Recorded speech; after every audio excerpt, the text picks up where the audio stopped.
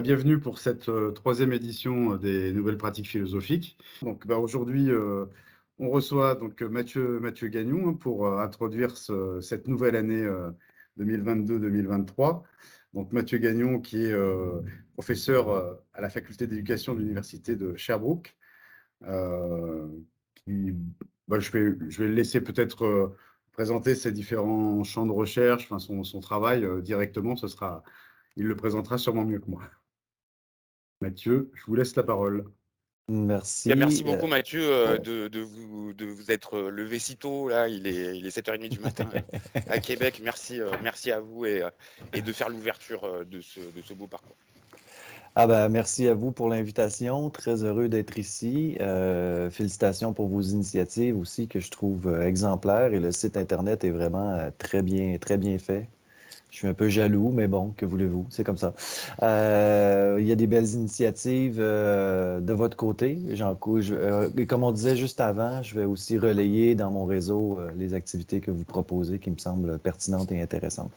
Belle brochette aussi d'invités pour l'année 22-23. Des bonnes têtes de philo pour enfants. J'en connais la plupart, puis c'est très intéressant.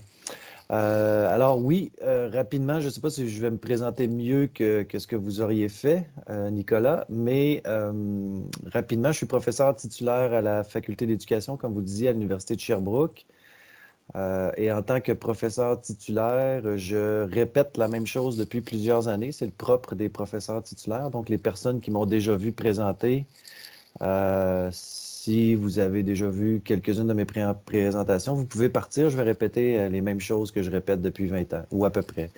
Mais blague à part, je travaille dans le domaine de la philo pour enfants, je dirais, depuis 1998. Je me suis d'abord intéressé au développement du jugement moral dans ce contexte-là, puis par la suite à la question de la pensée critique et de sa mobilisation transversale, c'est-à-dire dans différents domaines d'apprentissage. C'est sur cette question-là que nous allons revenir aujourd'hui.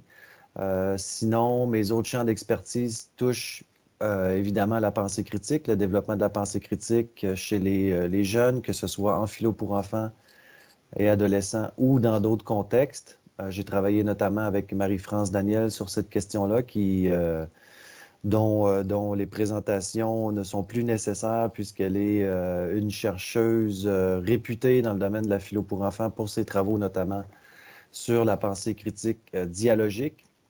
Je me suis intéressé aussi, je m'intéresse encore aujourd'hui à la question de l'éducation éthique, la didactique de l'éthique, que ce soit au primaire ou au secondaire, et à la question des rapports au savoir, plus spécifiquement les rapports épistémologiques et épistémiques, que ce soit des enseignants ou des élèves.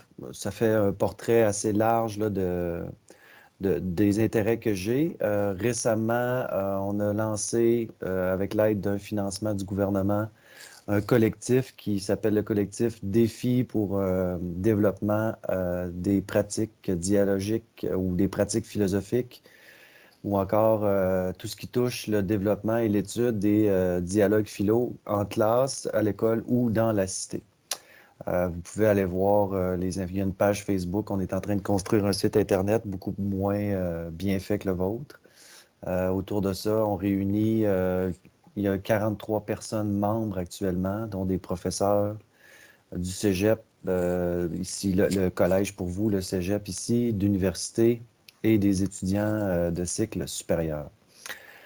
Voilà pour ce qui est en ce qui concerne ma présentation. C'est le genre d'exercice que je n'aime pas faire, mais le supplice est maintenant passé. Est-ce que vous pouvez me confirmer que vous voyez bien la présentation qui est censée apparaître de votre côté? Oui, c'est parfait, on Tout est voit bon? tout. OK, Et le excellent. partage marche.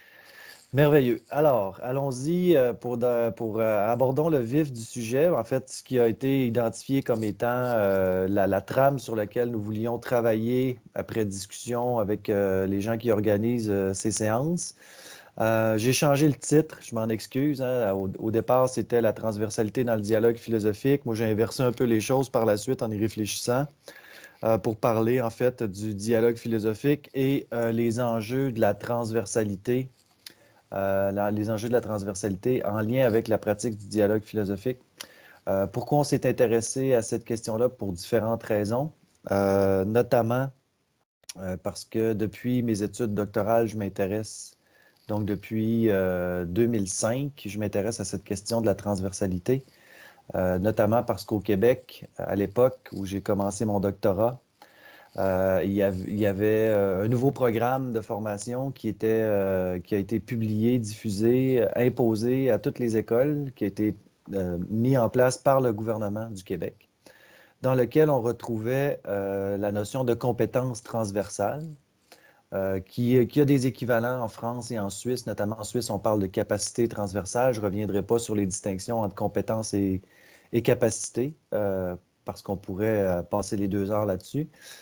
Mais certaines personnes, à ce moment-là, critiquaient le programme en disant que la question des compétences transversales était une invention des fonctionnaires du ministère de l'Éducation.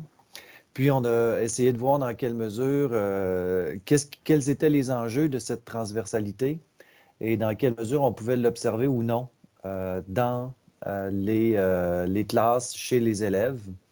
Puis les élèves avec lesquels nous avons travaillé à ce moment-là, ce sont des élèves qui pratiquaient la philosophie, le dialogue philo, sur une base régulière et qui avaient une expérience de plusieurs années en philosophie. Puis à partir de cette étude, il y a d'autres études qui en ont découlé. Puis on alimente les réflexions autour de cette question-là, je dirais, depuis au moins 2008. Donc ça fait un petit bout de temps déjà. Et puis, on continue à s'intéresser à cette question-là, notamment par le biais des travaux du collectif Défi. Il y a un des axes qui porte sur la philosophie, notamment dans les matières scolaires. Débutons peut-être avec une question. Je ne sais pas si c'est possible de déjà d'interagir. Si je posais la question, la transversalité, de quoi s'agit-il? Qu'est-ce qui vous viendra en tête? Quel élément vous aimeriez mettre en évidence quand on parle de transversalité? De quoi on parle d'après vous? Je ne sais pas s'il y a des gens qui veulent déjà prendre la parole ou écrire dans le... Alors ici, il y a Marion qui dit pluridiscipline. Coucou Sylvie, non, ça c'est pas la transversalité, c'est autre chose. Alors, pluridiscipline, transfert pour Nadia Bélanger. Autre chose, compétences transversales, Marianne. Pluridisciplinaire, donc 2 votes pour la pluridisciplinarité. Est-ce qu'il y aurait autre chose? La rencontre des savoirs, OK, intéressant. Touche plusieurs domaines. Allons-y avec ces différents éléments-là. Gardez-les en tête. Qui traverse, Charlie? OK, je le note aussi. Qui traverse. Est-ce qu'il y avait d'autres choses? Possibilité de réutiliser les méthodes et les connaissances dans divers domaines. Lien entre les disciplines et les domaines. Croiser, transférer des connaissances. Donc, il y a des éléments qui apparaissent ici. Il y a déjà des distinctions qui sont faites implicitement. Alban dit compétences mobilisables dans différentes disciplines sous des modalités parfois différentes. Transfert et partage des matières. Transdisciplinarité, interdisciplinarité. Déjà là, ici, on voit qu'il y a des éléments qui apparaissent et qui appellent des concepts parfois proximaux, hein, mais aussi pour lesquels il est possible de faire des distinctions. Je prends par exemple les 3 qui ont été nommés, transdisciplinarité, interdisciplinarité et pluridisciplinarité.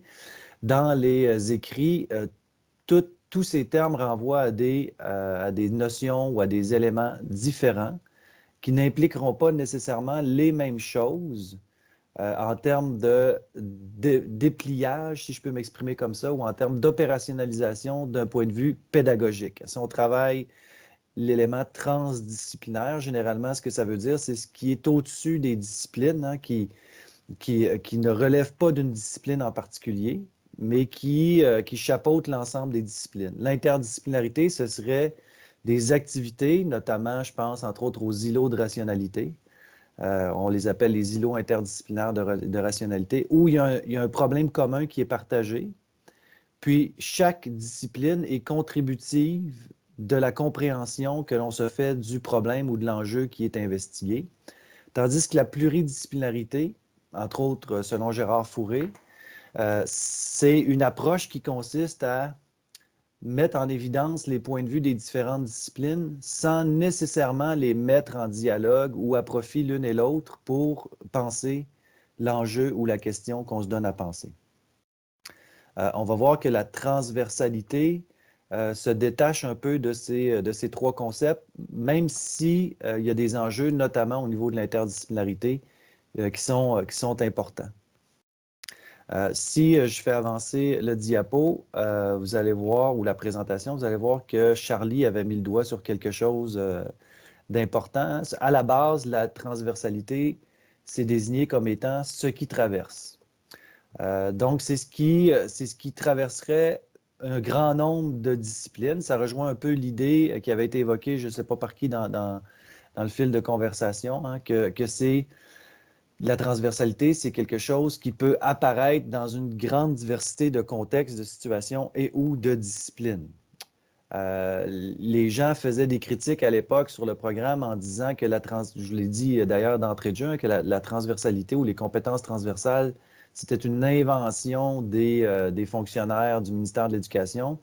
Or, si on se rabat, entre autres, sur la logique d'Aristote, Aristote, lorsqu'il a déployé sa logique, cherchait à travailler aussi sur des éléments qui pouvaient prendre forme dans plusieurs domaines, plusieurs contextes. Donc, il y avait déjà une notion, même si ce n'était pas nommé comme ça, de transversalité au regard de la logique.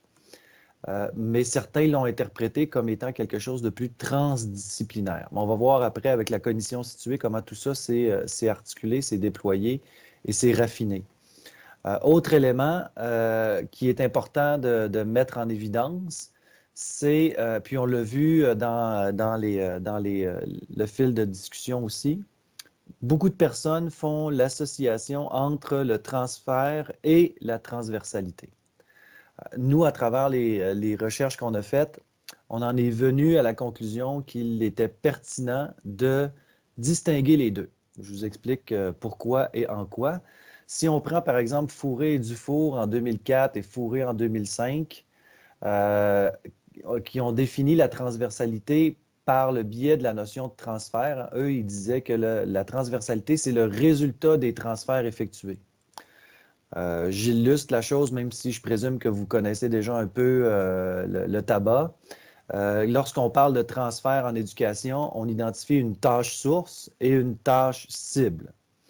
La tâche source va être développée dans une situation X, et à partir de ce qu'on va appeler des familles de situations, à partir d'analogies situationnelles, c'est-à-dire qu'est-ce qu'il y a de commun entre les deux situations, et en dépouillant les situations de leur structure de surface pour aller examiner leur structure profonde, on va souhaiter que l'élève mobilise dans la tâche source, dans la tâche cible, ce qu'il a développé dans la tâche source. Et ici, on parle d'un transfert. Or, les études telles qu'elles ont été recensées dans les dernières années montrent qu'on ne comprend pas tout à fait comment fonctionne le transfert parce que selon les modalités qu'on met en place, on arrive à peu près à 50% de réussite. On n'est pas capable de trouver une stratégie qui permettrait effectivement de susciter ou de faire en sorte que les élèves transféreraient leurs compétences ou leurs habiletés d'un contexte à un autre de façon efficace à plus qu'une chance sur deux.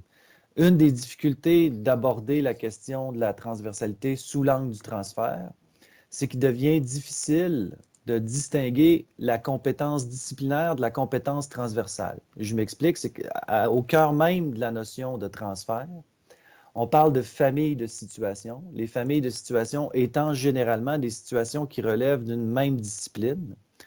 Or, la transversalité ou les compétences transversales, par définition, sont censées déborder les familles de situations et déborder les cadres disciplinaires, c'est-à-dire qu'elles ne se limitent pas aux familles de situations. Elles vont beaucoup plus loin que les familles de situations. Donc, quand on aborde l'idée de compétence transversale, notamment sous l'angle du transfert, on est pris un peu au piège avec l'idée de famille de situation qui, par ailleurs, ne relève pas ou n'est pas inscrite dans le concept de compétence transversale. Au contraire, les compétences transversales sont censées déborder ces familles de situations.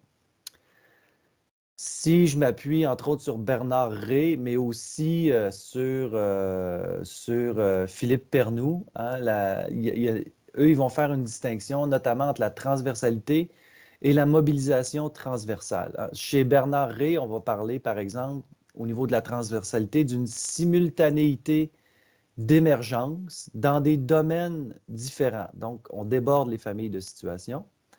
Et Philippe Pernoud a écrit un texte qui met en tension le transfert, l'idée de transfert et l'idée de mobilisation transversale, en montrant comment le concept de mobilisation transversale était plus riche pour penser les compétences transversales.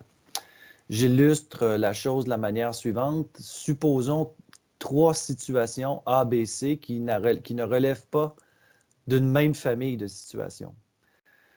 Si on observe, par exemple, la personne 1, dans les 2 familles de situations, on peut voir, par exemple, que cette personne pourrait être capable de mobiliser une compétence en situation A, par exemple, capable de penser de manière critique en philosophie. Et dans la situation B, lorsqu'on l'observe, par exemple, penser de manière critique en sciences, elle n'est pas capable de mobiliser cette compétence-là. Par contre, on peut observer une personne étant capable de mobiliser sa pensée critique dans la situation A, et la personne 2, qui est une autre personne, capable de mobiliser sa pensée critique en situation B, par exemple en sciences. Ici, on va parler de la transversalité. C'est au sens de Bernard Rey, où c'est une simultanéité d'émergence dans des domaines différents. On voit que 2 personnes différentes, la plupart du temps des experts, pourraient mobiliser, dans ce cas-ci, je me sers de ça à titre illustratif, mais ça pourrait être d'autres compétences, la pensée critique dans 2 situations qui sont complètement différentes. Mais ça ne veut pas dire, par ailleurs, qu'une seule et même personne peut la mobiliser dans ces différentes situations, ce qui est le cas de la personne 1 ici. Mais la transversalité est là parce qu'on peut l'observer dans ces 2 situations. En outre, la mobilisation transversale, c'est celle qui consisterait à dire que la personne 2 est capable de mobiliser sa pensée critique, par exemple, dans la situation B et dans la situation C. Puis on pourrait faire même, j'aurais pu rajouter une ligne là, où la personne 1 montre une mobilisation transversale entre la situation A et la situation C, mais pas dans la situation B. Un des enjeux ici, c'est qu'à chaque fois, la construction de cette compétence-là, que ce soit pensée critique ou une autre compétence, se donner des méthodes de recherche, communiquer de façon appropriée, etc., se fait de façon située. C'est très rarement, les compétences ne se construisent pas à l'extérieur des situations, mais toujours en situation, avec tous les paramètres de la situation qui viennent interférer dans la manière dont on va construire cette compétence-là. Je prends 2 cas de figure pour illustrer la chose, 2 cas de figure sur lesquels, évidemment, moi, j'ai travaillé, mais qui pourraient être d'autres cas de figure. On pourrait prendre d'autres exemples, mais j'y vais avec ceux que je connais le mieux. D'abord, toute la question des habiletés de pensée, notamment en philosophie pour enfants. Et évidemment, ce dont je vous ai déjà parlé en partie, la pensée critique. Si on regarde les habiletés de pensée, vous pouvez voir, peut-être avez-vous déjà vu passer ces schémas qui ont été développés notamment avec Michel Sasseville et Sébastien Hiergeau. Il y a une grande panoplie d'habiletés de pensée sur lesquelles on peut travailler. Puis j'ai oublié de vous dire en introduction que je partais du principe que vous aviez une base en philosophie pour enfants. C'est pour ça que je débute avec les concepts et non pas avec la philo pour enfants et adolescents ou le dialogue philosophique. On regarde un des éléments dans la pratique du dialogue philosophique, notamment dans le courant qui est plus lippmannien, mais pas que. Hein, il y a des gens qui ne sont pas nécessairement dans le courant lippmannien qui s'intéressent aussi aux habiletés de pensée. Mais on voit qu'il y a toute une série d'habiletés de pensée sur lesquelles on peut travailler et sur lesquelles, effectivement, des gens travaillent de façon explicite lorsqu'ils font de la philosophie. Mais dans certains courants, les habiletés de pensée sont les éléments de contenu à présenter et à développer et sur lesquels, dans des contextes particuliers, les élèves sont évalués. leur capacité à mobiliser ces différentes habiletés de pensée.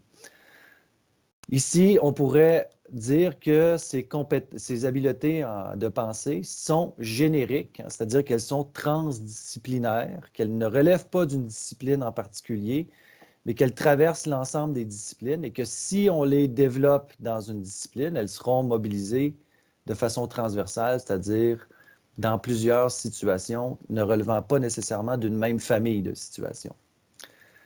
Par contre, toute la théorie de la cognition située, les études qui ont été menées dans le champ de la cognition située et les didacticiens des disciplines vont insister sur un fait. Vous pouvez lire, entre autres, sur cette question-là, les travaux de Abdelkrim Hasni, qui est plutôt un partisan de la cognition située dans un champ disciplinaire et non pas le développement d'une pensée ex nihilo à l'extérieur des disciplines. En pensée critique, McPeck est la figure de proue, je dirais, de ce courant-là. McPeck dit la pensée ne réfléchit jamais à vide, toujours dans un contexte face à un problème précis et spécifique. Donc, pour lui, c'est impossible de développer la pensée et ou les habiletés de pensée de façon totalement décontextualisée en espérant les voir réapparaître par la suite en situation, en contexte. Prenons 4 exemples d'habiletés de pensée, fournir des exemples, formuler des hypothèses, effectuer des raisonnements cause-conséquence, donc des relations causales, ou classer/classifier. On ne reviendra pas sur la distinction entre les deux. Je me suis déjà fait poser la question, j'ai eu de la difficulté à y répondre. Je vous invite à ne pas poser cette question. Si on est en philosophie, par exemple, on va fournir la nature des exemples qui seront fournis ne sera pas tout à fait la même que si on est en histoire, en géographie, en physique, en chimie ou en biologie. Idem pour les hypothèses. Lorsqu'on formule des hypothèses en philosophie, les processus et les connaissances qui seront convoquées pour formuler ces hypothèses-là ne seront pas les mêmes que celles, entre autres les connaissances, que nous devrons mobiliser pour formuler des hypothèses en sciences, par exemple en physique ou en chimie. C'est la même chose pour les raisonnements causaux. Lorsqu'on cherche à établir des relations de causalité en physique versus, je ne sais pas, en sciences de l'éducation, les modalités qu'on met en place, les savoirs auxquels on fait référence et que l'on convoque ne sont pas les mêmes. Même chose pour classifier. Dans certains contextes, la classification est très stabilisée dans un domaine. Dans d'autres, elle est plus ou moins stabilisée. Par exemple, la classification des êtres vivants, c'est une classification qui, malgré qu'elle évolue, notamment avec la découverte de l'ADN, malgré qu'elle évolue, elle est quand même assez stabilisée dans la communauté des chercheurs. Alors qu'en philosophie, lorsqu'on cherche à classifier certaines choses, il se pourrait qu'il y ait davantage de mou, entre guillemets, donc de possibilités d'interprétation et de variations dans les classifications, ce qui n'est pas nécessairement le cas dans d'autres domaines. Ce que ça nous dit, et ce que les gens de la théorie de la cognition située disent, c'est que bien qu'il y ait quelque chose de similaire entre ces différentes habiletés, raisonnement causal, formuler des hypothèses, donner des exemples ou classifier, lorsqu'elles prennent forme à l'intérieur de contextes disciplinaires, elles sont différentes. Les processus dans lesquels on doit s'engager pour les mobiliser varient, ce qui fait que ce n'est pas parce qu'on est capable de fournir des exemples ou de classifier ou de formuler des hypothèses en philosophie. Ça veut nécessairement dire que lorsque j'arriverai en sciences, je serai capable de faire la même mobilisation ou de mobiliser ces mêmes habiletés. Il peut y avoir des éléments de contenu, des éléments disciplinaires qui viennent interférer dans notre façon de mobiliser ces habiletés-là et même qui peuvent faire en sorte qu'on ne voit plus apparaître ces habiletés-là alors qu'on a été pourtant initié et sensibilisé à ces habiletés. C'est un des éléments par rapport aux habiletés de pensée qui pose un défi au niveau de la transversalité. Même chose au niveau de la pensée critique. On sait par ailleurs, puis je mentionnais au départ les travaux de Marie-France Daniel, on sait que le dialogue philosophique est un stimulant pour le développement de la pensée critique. Les travaux, au risque de me répéter, les travaux de Marie-France Daniel, qui se sont échelonnés sur une vingtaine d'années, si ce n'est pas plus, vont tous dans la même direction, c'est-à-dire que lorsqu'on met les élèves au défi de penser à l'intérieur d'un dialogue philosophique, ces élèves développent leur pensée critique de façon tout à fait observable quand on travaille avec des groupes contrôle, lorsqu'on travaille aussi avec des études longitudinales. On voit qu'il y a une évolution au niveau de la pensée critique des élèves, de la pensée critique dans ce cas-ci dialogique. Donc ça, c'est quelque chose qui est assez établi par la recherche, notamment par les travaux de Marie-France Daniel, qui a été une des précurseurs dans le domaine, plus particulièrement avec les jeunes enfants. Parce que longtemps, on a pensé que la pensée critique était inaccessible aux enfants. Marie-France Daniel démontre le contraire à l'intérieur de toutes ses recherches. Maintenant, qu'est-ce qui advient de la pensée ou de la mobilisation transversale d'une pensée critique au-delà, qui a été développée dans les dialogues philosophiques, au-delà des dialogues philosophiques? Ce qu'on a relevé dans différentes études, c'est que lorsqu'on compare la manière dont les élèves se conduisent en philosophie ou en éthique, parce qu'il y a une parenté d'esprit, évidemment, puisque l'éthique se rattache à la philosophie, lorsqu'on observe les élèves, puis il n'y a pas qu'une étude qui va dans ce sens-là, qui sont habitués à mobiliser leur pensée critique en philosophie ou en éthique, lorsqu'on les observe, par exemple, dans d'autres domaines d'apprentissage comme l'histoire et les sciences, on ne relève pas le même niveau de pensée critique. Même dans certains cas, on relève une absence de pensée critique, avec l'idée, puis un texte qui a été publié récemment, là, que j'ai publié récemment sur cette question-là, avec l'idée que ce n'est pas parce que les élèves ont développé leur pensée critique dans un dialogue philo ou dans une pratique répétée de dialogue philosophique qu'inévitablement, ils vont parachuter ce qu'ils ont appris en philo dans les autres domaines d'apprentissage. Ce qu'on a vu, nous, c'est davantage de pensée critique en philosophie, un peu moins en histoire et un peu moins en sciences, voire parfois pas du tout en sciences. Je vous illustre la chose par différents aspects. Entre autres, en histoire, qu'est-ce qui fait que les élèves mobilisent parfois plus leur pensée critique qu'en sciences, mais moins qu'en philosophie? C'est qu'ils considèrent que les savoirs historiques sont objectifs, mais ce qu'on en fait de ces savoirs-là est subjectif. Donc, pour le rapport à ce qu'on fait des savoirs historiques, là, il y a une mobilisation de la pensée critique. Mais pour ce qui est des savoirs historiques, il n'y a pas de pensée critique. Par exemple, des élèves qui étaient en situation d'apprentissage, des élèves qui ont pratiqué longtemps la philo, qui étaient en situation d'apprentissage en histoire et qui devaient documenter une question à partir de sources d'informations de valeurs différentes, des blogs, par exemple, des sites du gouvernement du Canada, du gouvernement du Québec, des textes d'opinion. Le seul critère sur lequel les élèves s'appuyaient pour retenir une information, c'était l'adéquation thématique, c'est-à-dire s'ils devaient, par exemple, documenter la question du rôle des femmes lors de la Deuxième Guerre mondiale, il suffisait que le texte mentionne les femmes et la Deuxième Guerre mondiale pour qu'il soit retenu, alors que la valeur des textes qui étaient proposés était très variable, mais les élèves, une fois qu'il y avait une adéquation thématique, ne faisaient que copier-coller l'information sans évaluer cette information-là. Donc, il y a tout un aspect de la pensée critique, qui est l'évaluation des sources d'information, qui était totalement absente, même si ces élèves avaient une longue expérience des dialogues philo. En sciences, dans ce cas-ci, c'était encore moins de pensée critique manifestée, notamment parce que les élèves s'attendent, selon ce qu'ils nous ont dit, entre autres en entretien, à ce qu'en sciences, ils appliquent une méthode qui conduit à la réponse, puis que l'application de la méthode suffit. Il n'y a pas matière à questionner, à réviser, à examiner les cadres, les contextes, les éléments circonstanciels qui pourraient influencer la façon dont les scientifiques abordent le réel. Tout ceci nous a amené, et je vois qu'il y a des gens qui dans le fil de discussion, donnent des sources d'informations pour aller chercher, entre autres Frédéric, pour aller chercher les textes auxquels je fais référence pendant la conversation. Merci beaucoup. Ce qui nous a amené à poser des éléments qui contribuent à une plus ou moins grande transversalité. ou mobilisation transversale, si vous préférez. Les trois sur lesquels j'aimerais attirer votre attention sont les suivants. Tout d'abord, il y a la discipline ou la matière scolaire dans laquelle l'activité s'inscrit. Et là, je suis en contexte scolaire, évidemment, mais on pourrait extrapoler à la société.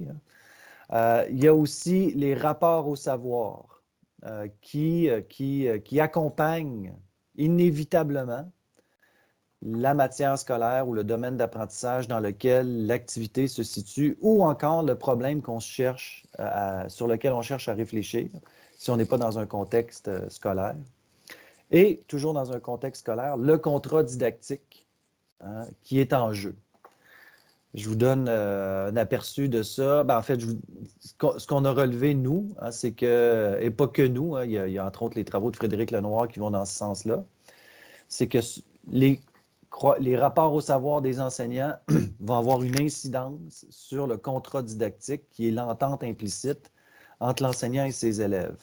Si on a un rapport au savoir X par rapport au domaine qu'on est en train d'enseigner, le contrat didactique, c'est-à-dire les conduites attendues des élèves, vont être différentes que si on a un rapport au savoir Y. Donc, tous ces éléments-là sont, je dirais, interreliés. Allons voir plus précisément ce qui concerne les rapports au savoir, parce qu'il nous semble que c'est de là que tout part. Puis il y a beaucoup d'études, que ce soit dans le monde francophone, avec les travaux de Charlot, Bautier, Rochex, à l'origine, mais par la suite, ça s'est déployé de façon très importante. Aux États-Unis aussi, avec tout le courant des epistemological beliefs, qui a été développé davantage en psychologie cognitive, mais qui contient une quantité mastoc, je dirais, de travaux et d'études pour lesquels on a pu établir des tendances assez lourdes par la multiplication des études. Et il nous semble que le nerf de la guerre, si je peux m'exprimer comme ça, est là, dans les rapports au savoir. Donc, si on avait à relever, entre autres, des enjeux de la transversalité, j'essaie juste de voir, OK, c'est bon. Si on avait à relever des enjeux de la transversalité à partir de ce qui a été dit, on soulignerait les éléments suivants, c'est-à-dire assurer un dialogue entre le générique et le spécifique, toujours prendre compte de la cognition située et éviter les pièges de la variation des rapports épistémiques et épistémologiques au savoir. Et je m'explique, c'est que, et je vais y revenir un peu plus tard, c'est que on relève que tant chez les enseignants que chez les élèves, les rapports au savoir varient d'un domaine à un autre, et avec ces rapports au savoir-là, les contrats didactiques, et avec ces contrats didactiques, les conduites des élèves, notamment au niveau de la pensée critique, mais aussi à d'autres niveaux. Si on regarde ce qu'on entend par rapport au savoir, moi je m'appuie entre autres sur la définition de 92, qui est un peu vieillotte, mais toujours d'actualité, de Charlot, Bautier et Rochex. Les rapports au savoir, qu'est-ce que c'est? Eux, ils en parlent au singulier. Moi, pour les raisons dont j'ai exposé précédemment, j'en parle au pluriel. Les rapports au savoir sont des relations de sens et donc de valeur entre un individu ou un groupe d'individus et les processus et produits des savoirs. Alors ici, les concepts clés, c'est sens, valeur, processus et produits. Et on a décliné en différents types de rapports au savoir dans un texte que j'ai publié qui date déjà d'une douzaine d'années, en 2010. On a identifié 5 types de rapports au savoir. Ici, je mettrai l'accent sur les rapports épistémologiques et épistémiques qui semblent particulièrement importants et déterminants. Qu'est-ce qu'on entend par rapport épistémologique? C'est tout ce qui concerne les processus d'élaboration des savoirs. Et qu'est-ce qu'on entend par rapport épistémique? C'est la valeur de vérité qu'on accorde au savoir issu des différents processus d'élaboration qui sont mis en place par les personnes qui appartiennent à un domaine X ou Y.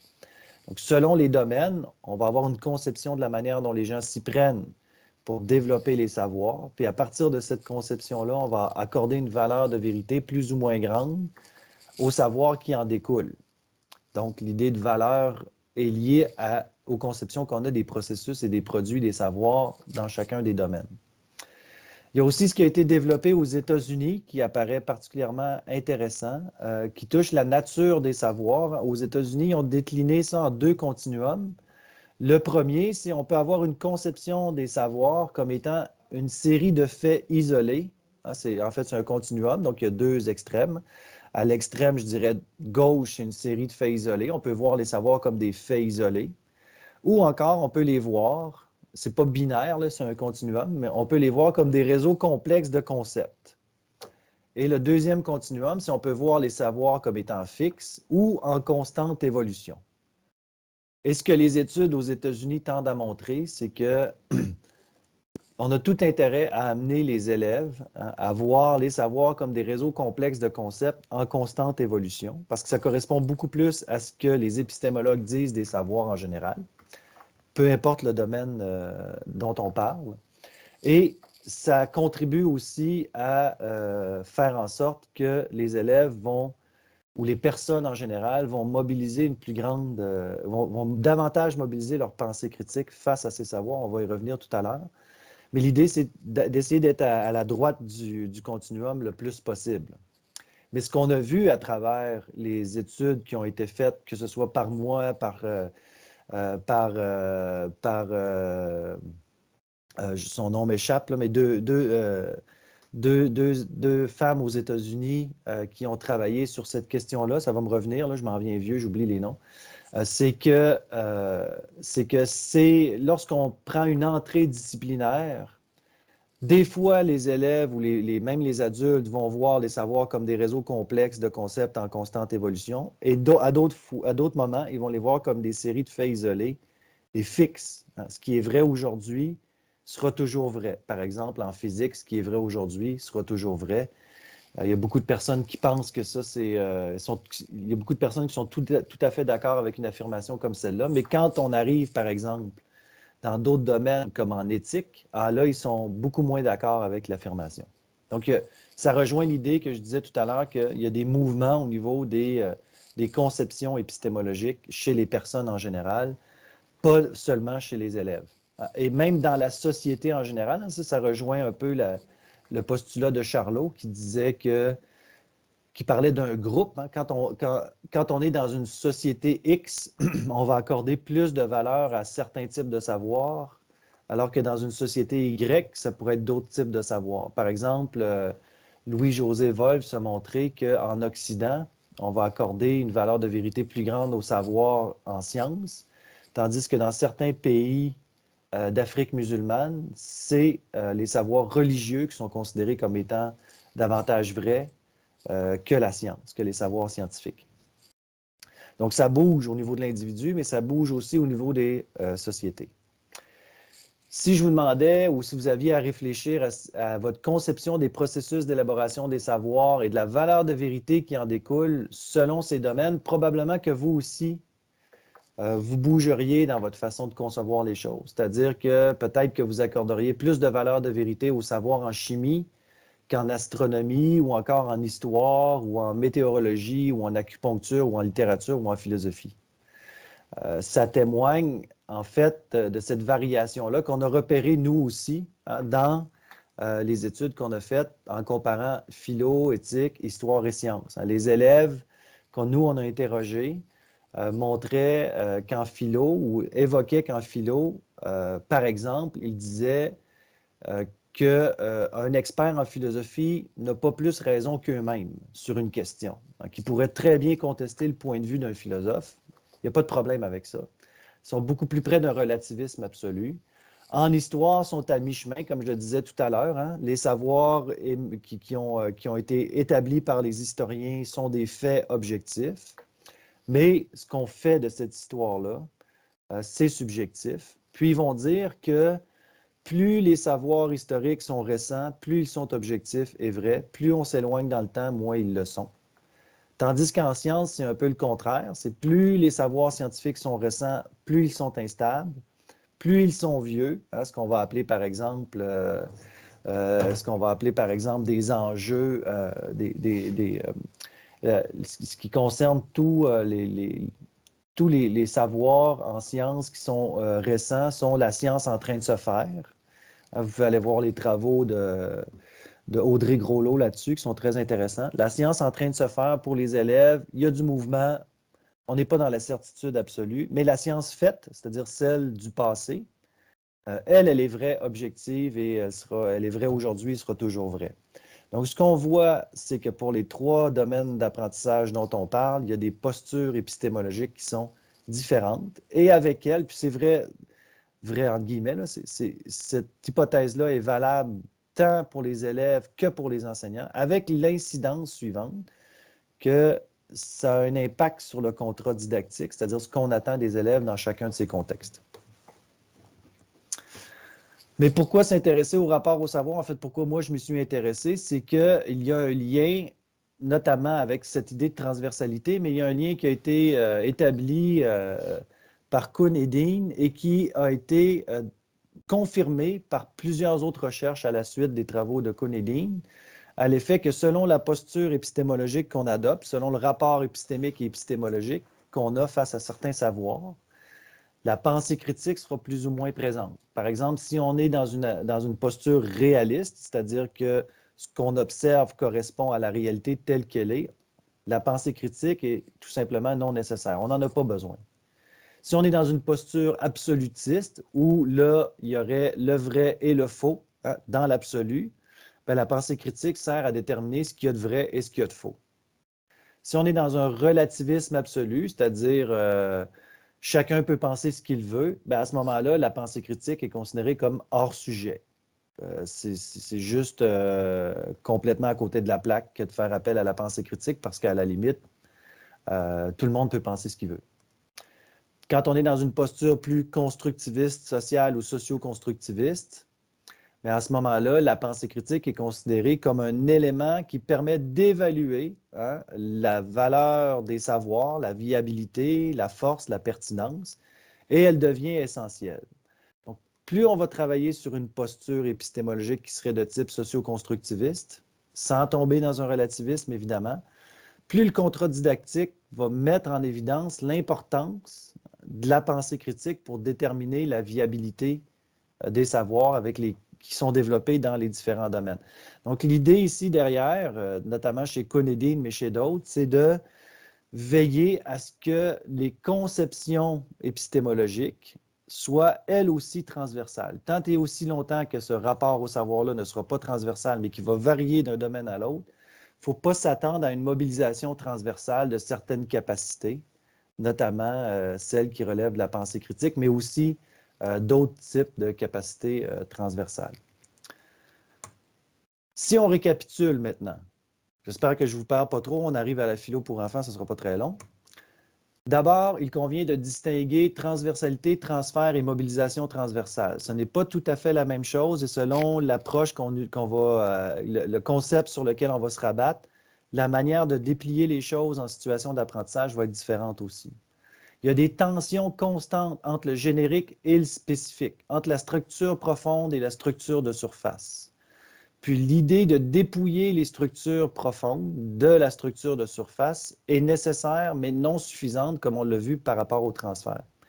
Je vous donne un exemple. Nous, on fait des ateliers de philo, mais avec les mathématiques, puis on amène les élèves à réfléchir sur la façon dont, en mathématiques, on présente les problèmes mathématiques en racontant des histoires, avec l'idée que l'élève, même si on parle de vélo, de pommes, de chandail, peu importe, devra faire un tri dans les informations puis aller chercher le calcul qu'on lui demande de faire, au-delà du fait qu'il soit question de pommes, de vélo ou autre chose. Ce que certaines études ont montré, notamment en didactique des mathématiques, c'est que puis aussi Bernard Rey en parle dans son ouvrage « Les compétences transversales en question », c'est que même si on travaille sur les structures profondes, il y a certaines circonstances, même plusieurs circonstances, qui font en sorte qu'on est un peu gommé par les structures de surface, puis on perd de vue la structure profonde. Donc, l'idée, c'est de travailler au passage de l'un à l'autre le plus régulièrement possible. Et cette réalité qui consiste à dire ou à voir qu'on peut être gommé par la structure de surface est encore plus valable lorsque les enjeux ont un caractère émotif, lorsqu'il est question de sujets qui amènent aussi des émotions vives, où là, la structure de surface prend beaucoup de place, puis on oublie même certains principes ou certaines règles de raisonnement, puis on va mobiliser des sophismes, on va être pris avec des pièges, avec des biais cognitifs, alors qu'on a été éveillé par ailleurs à tous ces pièges-là. Et l'autre élément, c'est la variation des rapports au savoir, en particulier épistémique et épistémologique, peut porter entrave à la mobilisation transversale, notamment de la pensée critique. Ce seraient les 3 éléments, à mon avis, clés sur lesquels on devrait attirer notre attention, surtout si on veut travailler à faire en sorte que la philo devient une discipline contributive de la transversalité. Et elle peut le faire, à mon avis, mieux que beaucoup d'autres domaines. Si on regarde maintenant le lien entre la transversalité et les apports de la pratique du dialogue philosophique, je vais l'articuler autour de 3 éléments, le contrat didactique, les relations entre le générique et le spécifique, et les rapports au savoir. Si on regarde au niveau du contrat didactique, en philosophie pour enfants et adolescents ou dans le contexte des dialogues philo, on invite les enfants ou les participants en général à penser et évaluer les relations au regard des contextes et des cadres dans lesquels ils s'inscrivent. C'est particulièrement important parce qu'ici, ce qu'on cherche à faire, c'est diriger le regard vers les processus et les contextes qui sont déterminants dans notre manière d'aborder le monde. Et les disciplines, les savoirs issus des disciplines font partie des contextes à partir desquels on peut regarder le monde. On peut regarder le monde dans une perspective physique, chimique, biologique, psychologique, etc. On engage aussi les participants dans des processus de coélaboration de sens et non pas de découverte de la vérité par le recours au questionnement. Et ça, c'est particulièrement important. Le choix des mots va déterminer ou va teinter le rapport au savoir qu'on va mettre dans la tête des élèves et que nous, on va avoir comme enseignants. Moi, je ne partage pas l'avis que la philosophie, puis vous pourrez me questionner là-dessus après, que la philosophie cherche à découvrir la vérité. Parce que ce que ça présuppose, c'est que cette vérité-là existe et qu'elle est accessible. Alors que les épistémologies contemporaines, notamment à partir de Kant, qui disait qu'on a accès aux phénomènes et non pas aux choses en elles-mêmes, tendent à montrer qu'on est toujours dans des processus d'élaboration de sens et même de coélaboration de sens. C'est du sens qu'on donne au monde. On ne peut pas faire l'inférence que c'est la vérité sur le monde. Le petit ouvrage de la vérité dans les sciences d'Aurélien Barraud le montre très bien, à partir des différents mondes possibles. On n'est pas dans une question, on est plus dans une question de sens que de vérité absolue. Puis l'enseignant, ou l'animateur, quand il est en dialogue philo, c'est ce qu'il vise, un processus de coélaboration de sens. Nous allons donner du sens à notre vécu, nous allons donner du sens au monde. L'idée, ce n'est pas de savoir si c'est la vérité absolue, c'est est-ce que c'est cohérent, est-ce que c'est viable, est-ce que ça tient la route, est-ce que ça colle à notre expérience ou ça résiste au choc de la réalité, entre guillemets. Donc, déjà en travaillant dans cette perspective-là, on infuse un autre rapport au savoir chez les élèves. C'est pour ça que la philo ou le dialogue philosophique peut être un levier extraordinaire pour travailler ce dont je parlais précédemment, c'est-à-dire les rapports épistémiques et épistémologiques des élèves, d'autant que l'épistémologie, tout comme l'éthique, relève de la philosophie. Donc, il y a une expertise particulièrement forte en philosophie qui est présente, sur laquelle on peut miser, qui n'est pas nécessairement présente dans les autres domaines de savoir. Même, il y a des gens j'ai fait un podcast avec une personne qui est en philo pour enfants, qui a un doctorat en physique, puis ce qu'elle me disait, c'est que jamais en physique, de tout son parcours jusqu'à son doctorat, elle n'a fait d'épistémologie. Donc, la philo devient une ressource particulièrement puissante ici.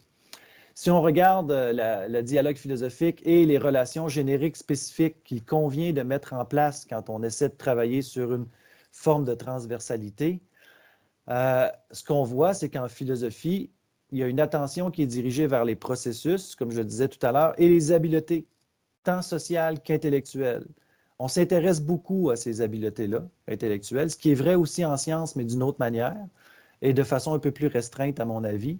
Mais ce processus ou cette attention qui est dirigée vers les processus et les habiletés constitue, à mon avis, une différence riche par rapport aux autres domaines d'apprentissage où c'est parfois négligé, alors que c'est présent par ailleurs dans la manière dont ils s'y prennent pour construire des savoirs. Ici, c'est de favoriser la combinaison explicitation-infusion. Il y a une recension des écrits qui a été faite par Abrami et ses collaborateurs qui montre que la manière la plus efficace de travailler pour favoriser une mobilisation transversale, dans ce cas-ci de la pensée critique, mais aussi en sous-catégorie les habiletés de pensée, c'est d'être dans cette dynamique d'explicitation et fusion. Je clarifie un peu là, pour les personnes qui s'y connaissent peut-être un peu moins, c'est qu'il y a différentes stratégies qui ont été développées dans le temps. La première stratégie, c'est par exemple les cours de raisonnement logique. On fait un cours de raisonnement logique à côté. Puis ensuite, les personnes qui suivent le cours s'en vont dans leur vie quotidienne ou dans les autres cours. Puis on espère que ce qu'ils ont vu dans le cours de raisonnement logique leur servira à l'intérieur des autres contextes. Mais on remarque, notamment par les éléments que je disais tout à l'heure, rapport au savoir, mais aussi structure de surface, on remarque qu'il n'y a pas de réinvestissement des cours de logique ou très peu de réinvestissement des cours de logique, de ce qu'ils ont appris à l'intérieur de ces cours-là, dans les autres contextes. Il y a aussi une autre stratégie qui consiste à dire qu'on y va par immersion, un peu comme on apprend une seconde langue. On va apprendre l'anglais en allant dans un milieu anglophone. On n'est pas en train d'apprendre la langue en étudiant la grammaire de la langue, mais on l'apprend parce qu'on a les deux pieds dedans, puis qu'on est obligé de l'apprendre pour survivre. Un peu comme on apprend notre langue maternelle. Quand on apprend notre langue maternelle, on ne réfléchit pas à la structure des phrases, on se l'approprie. C'est un peu le même principe. Alors ici, il y a des gens qui disent « Ne faisons pas d'enseignement explicite, allons-y par l'immersion. » Puis à force de creuser dans le domaine, les choses vont apparaître. Mais ça a là comme conséquence qu'il faudrait être, à la limite, expert de tous les domaines pour pouvoir espérer que les gens mobilisent transversalement certaines choses, dont la pensée critique.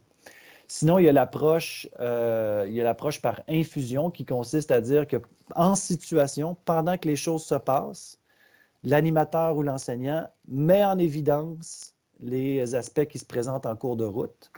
Par exemple, un élève fait une hypothèse, l'enseignant souligne qu'il s'agit d'une hypothèse. Un élève fait une analogie, l'enseignant souligne qu'il s'agit d'une analogie pour voir comment tout ça est incarné en situation. C'est un peu le même principe lorsqu'on met des observateurs qui, eux, doivent par ailleurs repérer en situation les éléments qui auront pu être vus de façon explicite préalablement. Par exemple, on explique aux élèves qu'est-ce que c'est une comparaison, puis ensuite on demande à certains d'entre eux d'observer s'il y a des comparaisons pendant la discussion. Donc ici, on est dans le générique par l'explicitation et dans le spécifique par l'observation et ou l'infusion faite par l'enseignant. On assure un dialogue entre le générique et le spécifique pour voir comment l'un et l'autre prennent forme. Et qu'est-ce qui est permanent, qu'est-ce qui demeure, puis qu'est-ce qui, autour, vient changer un peu la forme de la comparaison, mais comment on peut en extraire le trait commun. Donc, l'idée, c'est de travailler sur l'explicitation et l'infusion de manière constante pour qu'on puisse passer du générique au spécifique.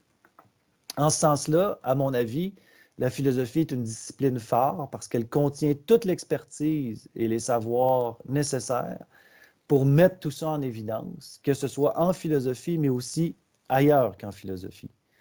Moi, j'irais même jusqu'à dire qu'en ce sens-là, on ne peut pas se passer de la philosophie, mais ça, c'est mon petit côté partisan.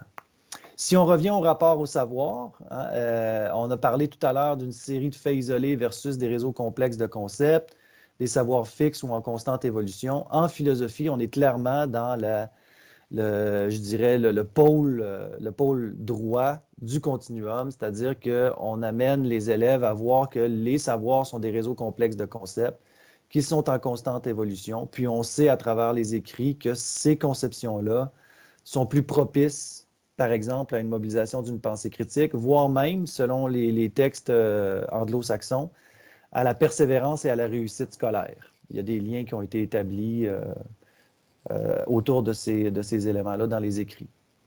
Maintenant, tout ça, qu'est-ce que ça a comme conséquence, notamment par rapport au savoir, c'est qu'il peut être pertinent d'abandonner certains concepts. Là, peut-être que les gens vont réagir, habituellement ça réagit, mais abandonner le concept de vérité, abandonner le concept d'objectivité. Lorsqu'on regarde, entre autres, dans les épistémologies plus contemporaines, ces concepts-là sont considérés comme étant des concepts un peu pièges parce qu'on n'atteint jamais vraiment l'objectivité. C'est une visée, mais c'est une visée idéale, comme on découvre jamais vraiment la vérité dans l'absolu. Ces concepts-là sont remplacés généralement dans les épistémologies par ceux de viabilité, c'est-à-dire au regard du problème que l'on se pose, des éléments que l'on met en place, des savoirs que l'on va chercher, des hypothèses que l'on formule, est-ce que ça tient la route? Et au regard du projet qu'on poursuit. Est-ce que ça tient la route? Est-ce que c'est solide? Est-ce que ça résiste à l'épreuve de la réalité? Si oui, on maintient ce cadre-là, de préférence à d'autres qui sont un peu moins stables. Et on va davantage miser sur l'idée d'objectivation, hein, c'est-à-dire ce sont des savoirs qui sont issus de processus de régulation, notamment dans les revues scientifiques où il y a des comités d'experts qui relisent et qui font une relecture à l'aveugle des textes qui sont proposés pour les accepter ou les refuser. Mais ce n'est pas parce qu'on est dans une découverte de la vérité, c'est parce qu'il y a un processus de régulation qui est mis en place. C'est le meilleur moyen qu'on a trouvé aujourd'hui pour faire valoir certains savoirs ou pour considérer certains savoirs comme étant plus viables que d'autres. Donc, ça montre aussi que c'est un processus de coélaboration de sens, parce que lorsqu'on lorsqu'on s'appuie sur les concepts de vérité et d'objectivité, un des impacts, notamment au niveau de la pensée critique, ça rejoint ce que je disais tout à l'heure, c'est que la pensée critique sera moins présente si on est dans un domaine où on dit c'est la vérité. Bien, face à la vérité, on n'a pas besoin de pensée critique, il faut juste la gober. Or, on sait que les savoirs sont en évolution, donc ça vient complètement contrecarrer. Il y a comme un conflit cognitif qui s'installe. Alors que les concepts de viabilité et d'objectivation sont plus porteurs, notamment parce qu'ils amènent davantage les personnes à voir que les savoirs sont des réseaux de concepts complexes en évolution et ne sont pas fixes ou absolus. Je dirais travailler aussi à une posture plus relationniste ou relativiste de rigueur. Ça ne veut pas dire un relativisme absolu, mais l'idée de relativisme de rigueur, c'est celle que je mentionnais tout à l'heure, c'est-à-dire au regard du projet qu'on poursuit, des cadres qu'on s'est donnés, des questions qu'on se pose. Hein, qu'est-ce qui est le plus viable? Qu'est-ce qui est le plus solide? Hein, on doit quand même être rigoureux. Puis cette idée de relativisme de rigueur, je la tiens de Aurélien Barraud, dont je vous ai déjà parlé. Maintenant, moi, à mon avis, si on veut favoriser la transversalité, il faut aller vers une école philosophique, hein, pour les raisons dont je vous ai parlé précédemment, notamment parce que la philo est une discipline phare sur laquelle il y a une expertise qui peut être mise à profit, non seulement en philosophie, mais dans les autres disciplines scolaires aussi. L'idée, ce serait, par exemple, d'intégrer davantage de disciplines dans les ateliers de philosophie. Comment est-ce qu'on peut convoquer, hein, parce qu'une des hypothèses qu'on a formulées, c'est si les élèves qui ont une longue pratique du dialogue philosophique lorsqu'ils arrivent en sciences ou en histoire ne mobilisent plus leur pensée critique, c'est entre autres parce qu'en philosophie, on n'a pas vraiment convoqué de sources externes d'informations pour les amener à réfléchir sur ces sources-là. L'idée, ce serait de dire comment est-ce qu'on peut convoquer les disciplines dans les ateliers de philosophie pour les soumettre à examen, notamment dans une perspective un peu plus interdisciplinaire. Ou encore convoquer l'épistémologie lorsque des énoncés comme celui-ci arrivent dans un dialogue philo. Ça se produit, hein? C'est prouvé avec le sous-entendu scientifiquement. Lorsqu'un élève apporte cet argument, généralement, si on n'est pas habile comme animateur, eh bien, ça met un peu fin à la discussion. Maintenant, la question qui se pose, c'est une question d'ordre épistémologique. Comment est-ce qu'on peut problématiser ça en disant, bien, comment ça a été prouvé? Quelle méthodologie a été mise en place? Est-ce que cette méthodologie-là comprend des limites? Est-ce qu'on pourrait aussi procéder autrement? Est-ce qu'il y aurait des hypothèses alternatives, etc., etc.? Donc là, on repart la machine à philosopher plutôt que de l'arrêter parce qu'il y a un argument scientifique qui aurait été avancé. Ici, il s'agit de penser l'importance relative des différents champs disciplinaires dans le traitement d'une question philosophique. C'est pourquoi je parle d'interdisciplinarité, pour favoriser une transversalité. Si on est en interdisciplinarité, on peut plus facilement assurer une stabilisation dans les passages et notamment dans les croyances épistémologiques et les habiletés qu'on va demander aux élèves de mobiliser. Autrement, mettre davantage de philosophie dans les disciplines, ce qui est peu le cas présentement, notamment parce que certaines personnes partent du principe que si on est en sciences puis on fait de l'épistémo, donc un peu de la philo, on ne fait plus de la science, alors qu'en réalité, ça fait aussi partie de la science. L'éthique fait aussi partie de la science. La science n'est pas un univers isolé du reste du monde. Ça voudrait dire engager les élèves dans des processus de cognition épistémique à l'intérieur des différents domaines d'apprentissage. Donc, mobiliser la philo dans les différentes disciplines. 2 illustrations pour ça. Moi, à chaque fois que je vois les élèves apprendre le système solaire, puis qu'ils disent que Pluton depuis, je dis Pluton parce que c'est marqué en anglais, mais que Pluton depuis, je pense, 2016 ou je ne me souviens plus exactement quand, n'est plus une planète. Ils vont faire le système solaire, puis ils vont dire n'est plus une planète. Mais là, il y a un levier particulièrement intéressant pour faire de l'épistémologie, en se posant la question, mais qu'est-ce qui fait que Pluton n'est plus considéré comme une planète? Quels sont les éléments qui ont amené les scientifiques lors d'un congrès à déterminer que ce n'était plus une planète, mais une nanoplanète par vote à main levée? Qu'est-ce que ça nous apprend sur certains processus de réflexion scientifique ou de construction des savoirs scientifiques? Ça nous apprend toutes sortes de choses d'un point de vue épistémologique, mais on ne prend pas l'occasion lorsqu'on étudie le système solaire avec les élèves, on ne saisit pas l'occasion qui se présente pour réfléchir à ces questions-là, puis de travailler à raffiner leur rapport au savoir, notamment scientifique.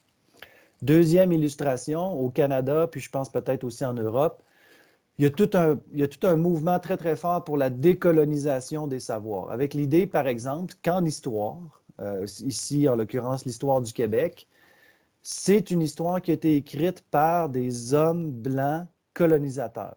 Donc, l'histoire, la manière dont est décrite l'histoire, ce ne sont pas des faits objectifs, ce sont des éléments qui ont été transmis ou étudiés puis interprétés par des gens qui appartiennent à une culture, qui s'inscrivent dans des jeux politiques, sociaux, de lutte de classe notamment. Et qui ont invisibilisé, entre autres, les communautés autochtones, mais aussi les femmes. Puis il y a tout un exercice de décolonisation des savoirs actuellement pour redonner de la valeur aux autres perspectives sur l'histoire du Québec. Ce que ça montre, c'est que l'histoire n'est pas neutre. L'histoire est aussi orientée par certains aspects. Puis il faut pouvoir les repérer quand on examine un discours historique ou sur les faits historiques. Je prends pour exemple, ça c'était très particulièrement étonnant, dans un colloque, il y a un historien qui parlait à des étudiants, puis qui disait, moi en tant qu'historien, je raconte des histoires, je ne découvre pas la vérité et je ne fais pas une accumulation de faits. Puis les élèves s'obstinaient avec lui pour lui faire comprendre que c'était pas vrai, que comme historien, il relatait des faits, puis lui disait, non, comme historien, c'est pas ce que je fais. Donc ça montre à quel point c'est ancré, cette vision de la démarche objective de l'historien. Mais actuellement, tout ça est en train d'exploser. Donc, il y a une autre occasion ici de faire de l'épistémologie avec les élèves, dans ce cas-ci, au regard des savoirs historiques. Et c'est pourquoi, puis là, je fais un peu de pub, là, ce que nous, on propose, entre autres, avec Sébastien Hergeau, c'est d'essayer non seulement de mettre en place des dialogues philo, mais des situations d'apprentissage philosophique dans lesquelles disciplines autres que philosophie et philosophie vont entrer en dialogue. Mais ce ne sera pas suffisant, évidemment. Il va falloir que, notamment au secondaire, quand il y a des cloisonnements disciplinaires, à l'intérieur de ces cours-là, par exemple de sciences, d'histoire, etc., il y a aussi une volonté de remettre en évidence les éléments qui ont été vus en philosophie et de reconvoquer certaines perspectives réflexives qui ont été faites en philo, entre autres l'éthique et l'épistémologie, la logique. Je pense que j'ai assez parlé. J'espère que vous vous êtes pas endormis. Je suis prêt à prendre vos questions et vos commentaires.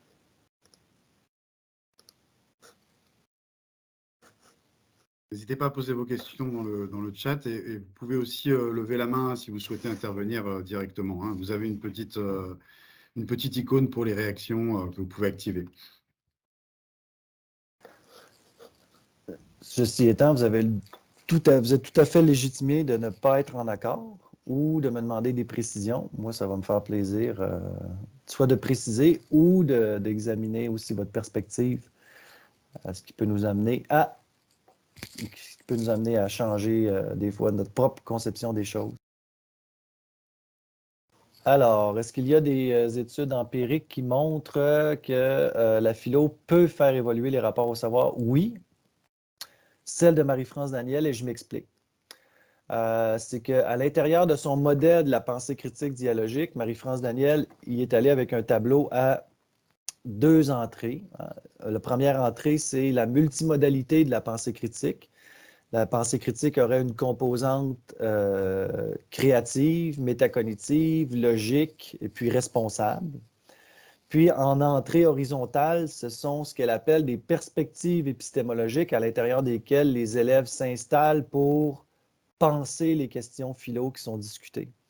Puis elle, ce qu'elle a relevé comme perspectives épistémologiques, qui sont des perspectives évolutives dans le temps, c'est dans un premier temps l'égocentrisme, c'est-à-dire les élèves sont généralement centrés sur eux-mêmes, leur propre expérience, le cercle, ou en tout cas l'univers très, très, très rapproché d'eux-mêmes, pour, au fil du temps, se déployer vers ce qu'elle va appeler une intersubjectivité orientée vers la construction de sens. Donc oui, il y a une évolution dans les dialogues philo de la perspective épistémologique. À 2 nuances près, par ailleurs, c'est que la perspective est inférée par le chercheur, alors que nous, quand on a travaillé, on voulait aller voir les conceptions, donc on les a examinées à partir de ce que les élèves nous disaient sur les disciplines. Ce qui n'est pas tout à fait la même chose. Marie-France, elle, Daniel travaillait davantage à partir de ce que les élèves disent sur la justice. Où est-ce que je situe ça dans les perspectives épistémologiques, avec quelques indicateurs, est-ce qu'ils parlent au jeu, etc. Ça, c'est la première nuance. La deuxième nuance, c'est que les travaux de Marie-France Daniel n'ont pas été exportés dans d'autres domaines d'apprentissage. C'était une volonté qu'elle avait qui n'a finalement pas abouti. Donc, on ne sait pas si cette évolution-là au niveau des perspectives épistémologiques des élèves en dialogue philo, parce que oui, il y a une évolution, si elle réapparaît dans les autres domaines d'apprentissage. On n'a pas de données là-dessus, mais avec les données que nous, on a obtenues par d'autres types de métaux, on pourrait penser que non. Et c'est pourquoi, moi, je dis qu'il faut réinjecter de la philo dans les autres domaines d'apprentissage, davantage que ce que c'est que la situation actuelle, en tout cas. Mais j'espère que ça répond à votre question, Baptiste, mais je dirais qu'aller voir, pour les travaux de Marie-France, il y a effectivement des éléments qui vont dans ce sens-là.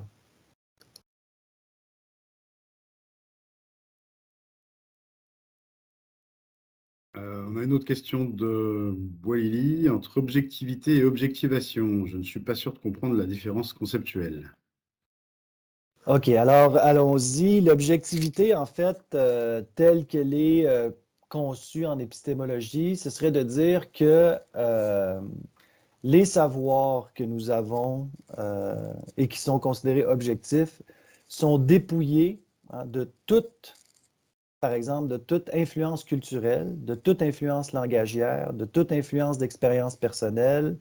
C'est comme s'il n'y avait plus l'individu ou les individus dans les savoirs. C'est comme si on accédait à la chose telle qu'elle est, sans être influencé par aucune autre perspective ou aucun autre élément. Tandis que les gens qui optent davantage pour l'objectivation, ce qu'ils vont dire, c'est que pour établir un savoir, il ne suffit pas, par exemple, de l'observer puis de le constater. Pour établir un savoir, il faut d'abord, oui, effectivement, pas d'abord, là, mais il y a, oui, un volet observation du monde, un peu comme en philo, quand on dit on fournit des exemples.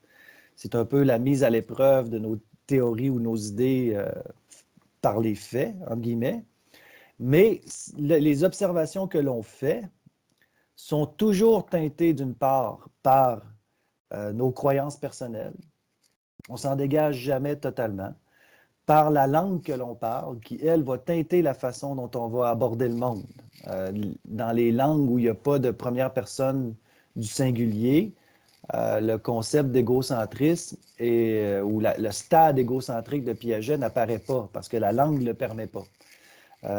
Donc, ça teinte notre rapport au monde. Dans certaines langues autochtones, il y a environ 30 mots pour décrire les états de la neige parce que ça dépend de leur survie.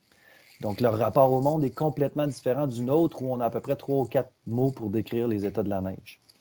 Donc, c'est teinté par notre langue. C'est teinté aussi par le contexte disciplinaire dans lequel on se trouve. La physique n'aborde pas les phénomènes de la même façon que la chimie. Puis, ces contextes disciplinaires-là ont été construits par les chercheurs, donc ça oriente notre façon de comprendre.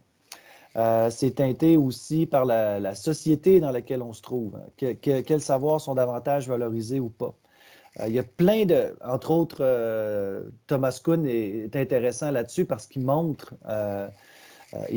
que dans certains cas, c'est une erreur qui a fait qu'on a fait une découverte. C'est parce qu'un chercheur dans son laboratoire a échappé un instrument au sol, puis en se penchant, il a comme oublié son cadre qui venait teinter sa lecture, que là, il a vu d'autres choses, des phénomènes qu'il n'aurait jamais vus autrement parce que son cadre théorique venait organiser son observation.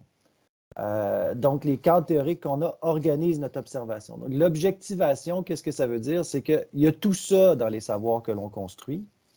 Maintenant, moi, comme chercheur tout seul, je ne peux pas décréter que ce que je pense, c'est viable.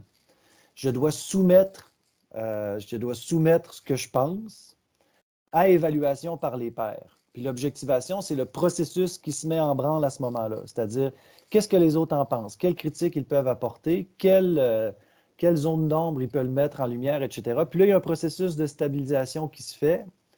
On opte pour une théorie qui nous apparaît la plus efficace, la plus valable, la plus utilisable aussi, entre guillemets.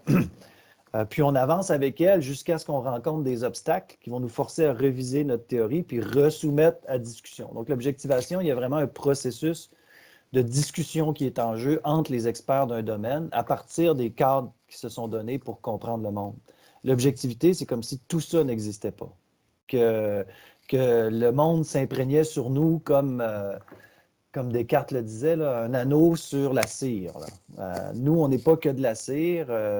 Bachelard a clairement montré qu'on aborde déjà le monde avec des théories implicites. On ne l'aborde pas vierge de toute théorie.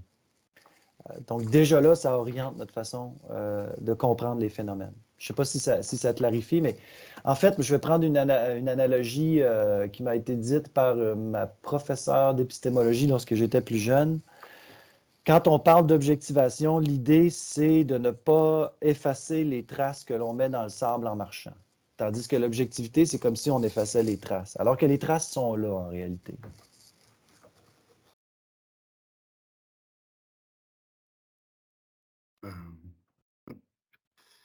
Une autre question de Nadia.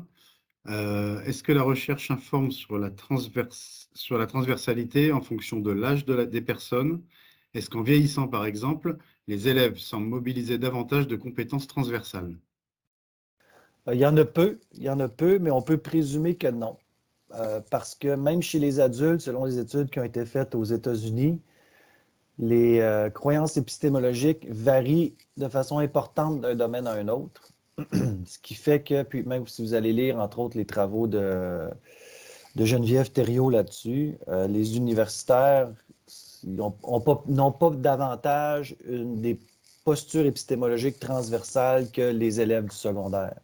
Donc, là, on peut faire une inférence en disant si c'est valable pour les élèves du secondaire, considérant les éléments qu'on a relevés, c'est valable aussi pour les universitaires, compte tenu du fait que les rapports épistémologiques au savoir, on voit à peu près les mêmes tendances, peu importe.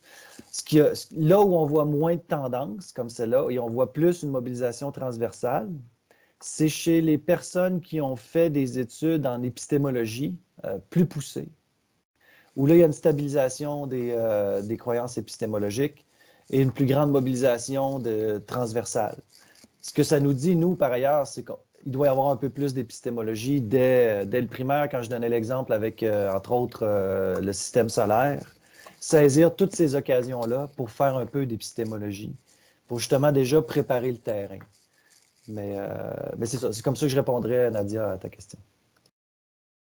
On a aussi Lisette qui nous demande s'il existe des études sur la capacité d'auto-évaluation des élèves sur leur propre pensée critique. C'est une très bonne question, Lisette. Moi, j'en connais pas. J'en connais pas. Il y en a peut-être, mais ce qu'on a beaucoup comme études, c'est entre autres des études sur les élèves, qu'est-ce qui ressort de leur performance à des tests standardisés de pensée critique, des tests qui ont été abandonnés par ailleurs pour toutes sortes de raisons par plusieurs chercheurs.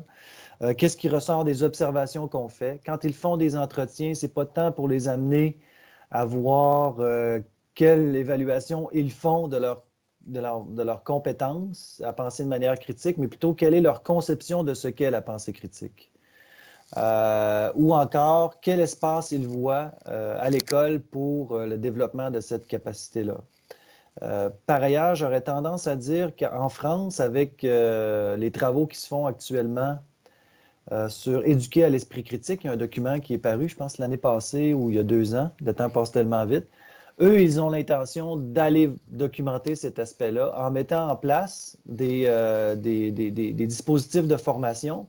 Mais la pensée critique est prise sous l'angle d'évaluer le niveau de confiance qu'ils ont face à certaines sources d'information. Donc là, ça pourra nous aider à mettre peut-être un peu d'ordre là-dedans ou à ouvrir un peu la porte, mais ce n'est pas encore tout à fait sur la cible que vous identifiez, Lisette. Là. Mais je pourrais faire des recherches, mais à ma connaissance, j'en ai pas vraiment vu passer.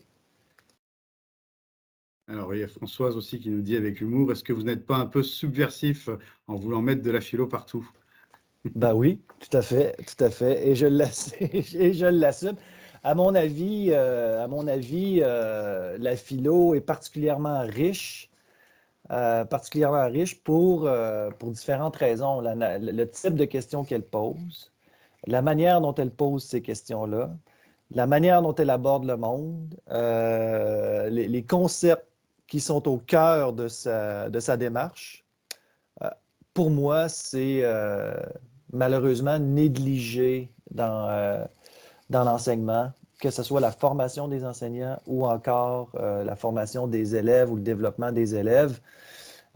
Et moi, je suis particulièrement subversif par rapport à l'épistémologie. À mon avis, c'est vraiment important. Vous allez voir, entre autres, avec Véronique Delisle, elle a un volet épistémologique très, très fort.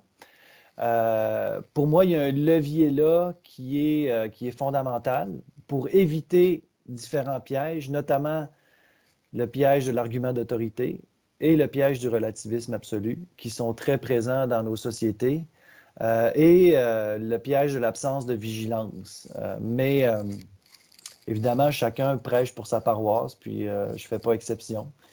Mais j'ai plutôt tendance à penser que, je vous donne juste une anecdote, là. Une fois, quand je faisais mes recherches, j'étais dans une classe au secondaire en histoire, puis l'enseignante parlait des bienfaits du syndicalisme. Puis moi, je suis intervenu en disant aux élèves, il y a des gens qui pensent que les syndicats, il n'y a pas que de bons côtés aux syndicats. Qu'est-ce que vous en pensez, vous?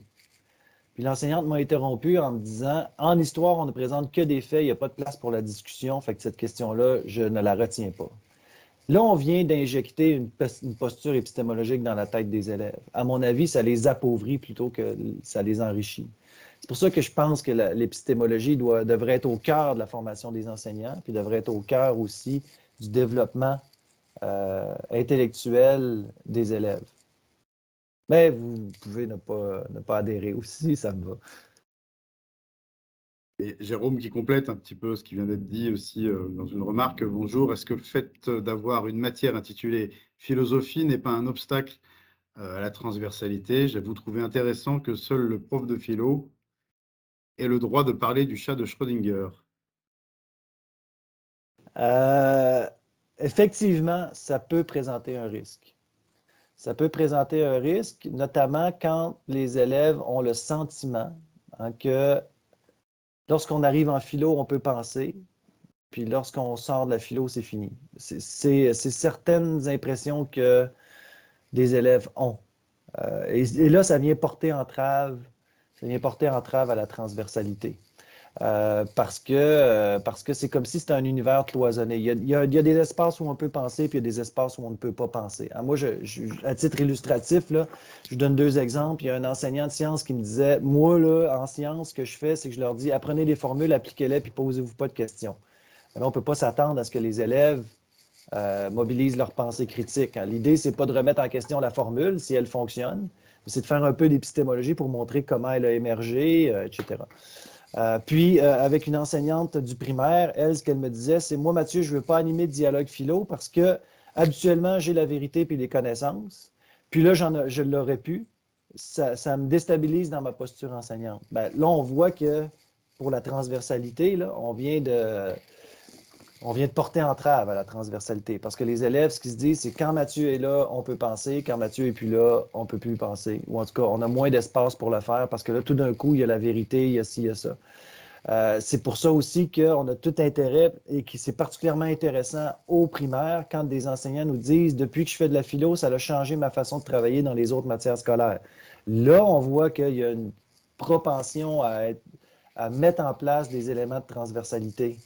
Le défi est plus grand au secondaire chez nous parce que pour chaque discipline, c'est vrai aussi chez vous, pour chaque matière scolaire, il y a un enseignant différent. Donc là, ça demande un effort de concertation entre les enseignants pour pouvoir assurer les passages d'un domaine à un autre. Mais on voit que ce n'est pas simple, que ce soit pour la posture enseignante, que ce soit pour les rapports aux disciplines. Mais effectivement, ça ne veut pas dire qu'il ne faut pas dédier un moment pour la philo. Ce que ça veut dire, c'est qu'il ne faut pas laisser entendre que ce moment-là est à part des autres, puis qu'il permet des privilèges qu'on n'a pas ailleurs. Parce que là, on vient plus de renforcer la difficulté qu'on va avoir à favoriser une transversalité. Je reprends la main là juste pour préciser à Baptiste. Pour répondre à sa question, quoi, la 10e session du parcours, c'est ce que j'ai mis en réponse avec Caroline Anter-Yagbazan, traitera justement de ces questions-là, de l'évolution du savoir de manière empirique et des études qui sont faites. Là, notamment ce que je vous ai mis sur les ateliers ADER en PACA. Baptiste qui repose une autre question. Juste avant de vous la poser, Mathieu, il y a un échange. Alors, il va y avoir une autre question intermédiaire aussi de Pauline, mais entre Sylvie et Lisette sur le rapport esprit critique de Elena Pasquinelli et Gérald Bronner. Et c'est vrai que ça n'aborde pas du tout. Nous, on y est confronté à Canopée à cette question-là. C'est vrai que l'esprit critique est souvent pris comme démarche scientifique, en fait, hein, qu'on traitera peu des ateliers de philo, voire pas du tout des ateliers de philo. Après, pour revenir à la puis question j'ajouterais, Frédéric, juste, oui, c'est une démarche scientifique. Par ailleurs, moi, je dirais une des limites, c'est que le pas de recul sur la réflexion critique sur la démarche scientifique n'est pas faite, hein. On la présente comme étant la voie absolue. Puis, ça ne nous dit pas comment penser de manière critique face à des enjeux éthiques. Qu'est-ce qu'on fait? Parce qu'on ne peut pas mobiliser la démarche scientifique face à des enjeux éthiques. Alors là, il y a comme un vide, à mon avis, mais bon, je ne veux pas trop critiquer ce que les Français font. Justement, une question sur le bac international. Encore Baptiste, avez-vous une opinion sur le cours de Theory of Knowledge du cursus du baccalauréat international? Est-ce un bon modèle pour intégrer l'épistémologie au secondaire? Je ne connais pas, malheureusement. Il faudrait que j'aille vérifier qu'est-ce qu'il y a effectivement dans ce cours-là au niveau du baccalauréat international. Oui, assurément. Intuitivement, je dirais oui, assurément. Dans la mesure où par la suite, c'est récupéré, quand je parlais du générique spécifique, c'est récupéré après quand on aborde les contenus disciplinaires. Si c'est une bulle à part, là, je pense qu'il y a un pas de plus à faire. Il faut vraiment travailler sur à mon avis, là, j'aime pas ça avoir des impératifs comme ça, mais on a tout intérêt à travailler sur justement les passerelles, puis le générique spécifique, ce qu'on présente par exemple dans les théories de la connaissance, comment après ça prend forme dans tel savoir, tel savoir, tel savoir, tel savoir pour réexpliciter ces choses-là. Sinon, l'élève ne fera peut-être pas le pas qu'il devrait faire pour donner beaucoup plus de sens à ce type de savoir-là. Donc, parce qu'on pourrait très bien travailler en épistémologie à côté, puis après ça, pas voir ces enjeux-là en sciences, mais en même temps, déjà qu'il y a quelque chose qui va dans cette perspective-là, c'est beaucoup mieux que rien du tout, là. Mais ça peut pas, à mon avis, il faudrait que j'aille voir, je dis ça avec toute nuance, c'est peut-être nécessaire, mais pas suffisant. C'est comme ça que je le dirais. Une longue question de Pauline. Merci, c'était tellement pertinent et nourrissant. La philosophie des sciences, c'est ce qui me passionne le plus et je me bats pour que les jeunes saisissent la dimension épistémologique et changent leur rapport à ce savoir. Mais je trouve que les ressources manquent pour la traiter avec les enfants. J'imagine que je suis parfois maladroite à amener ces sujets-là, malgré ou peut-être à cause du fait que ça me tient à cœur.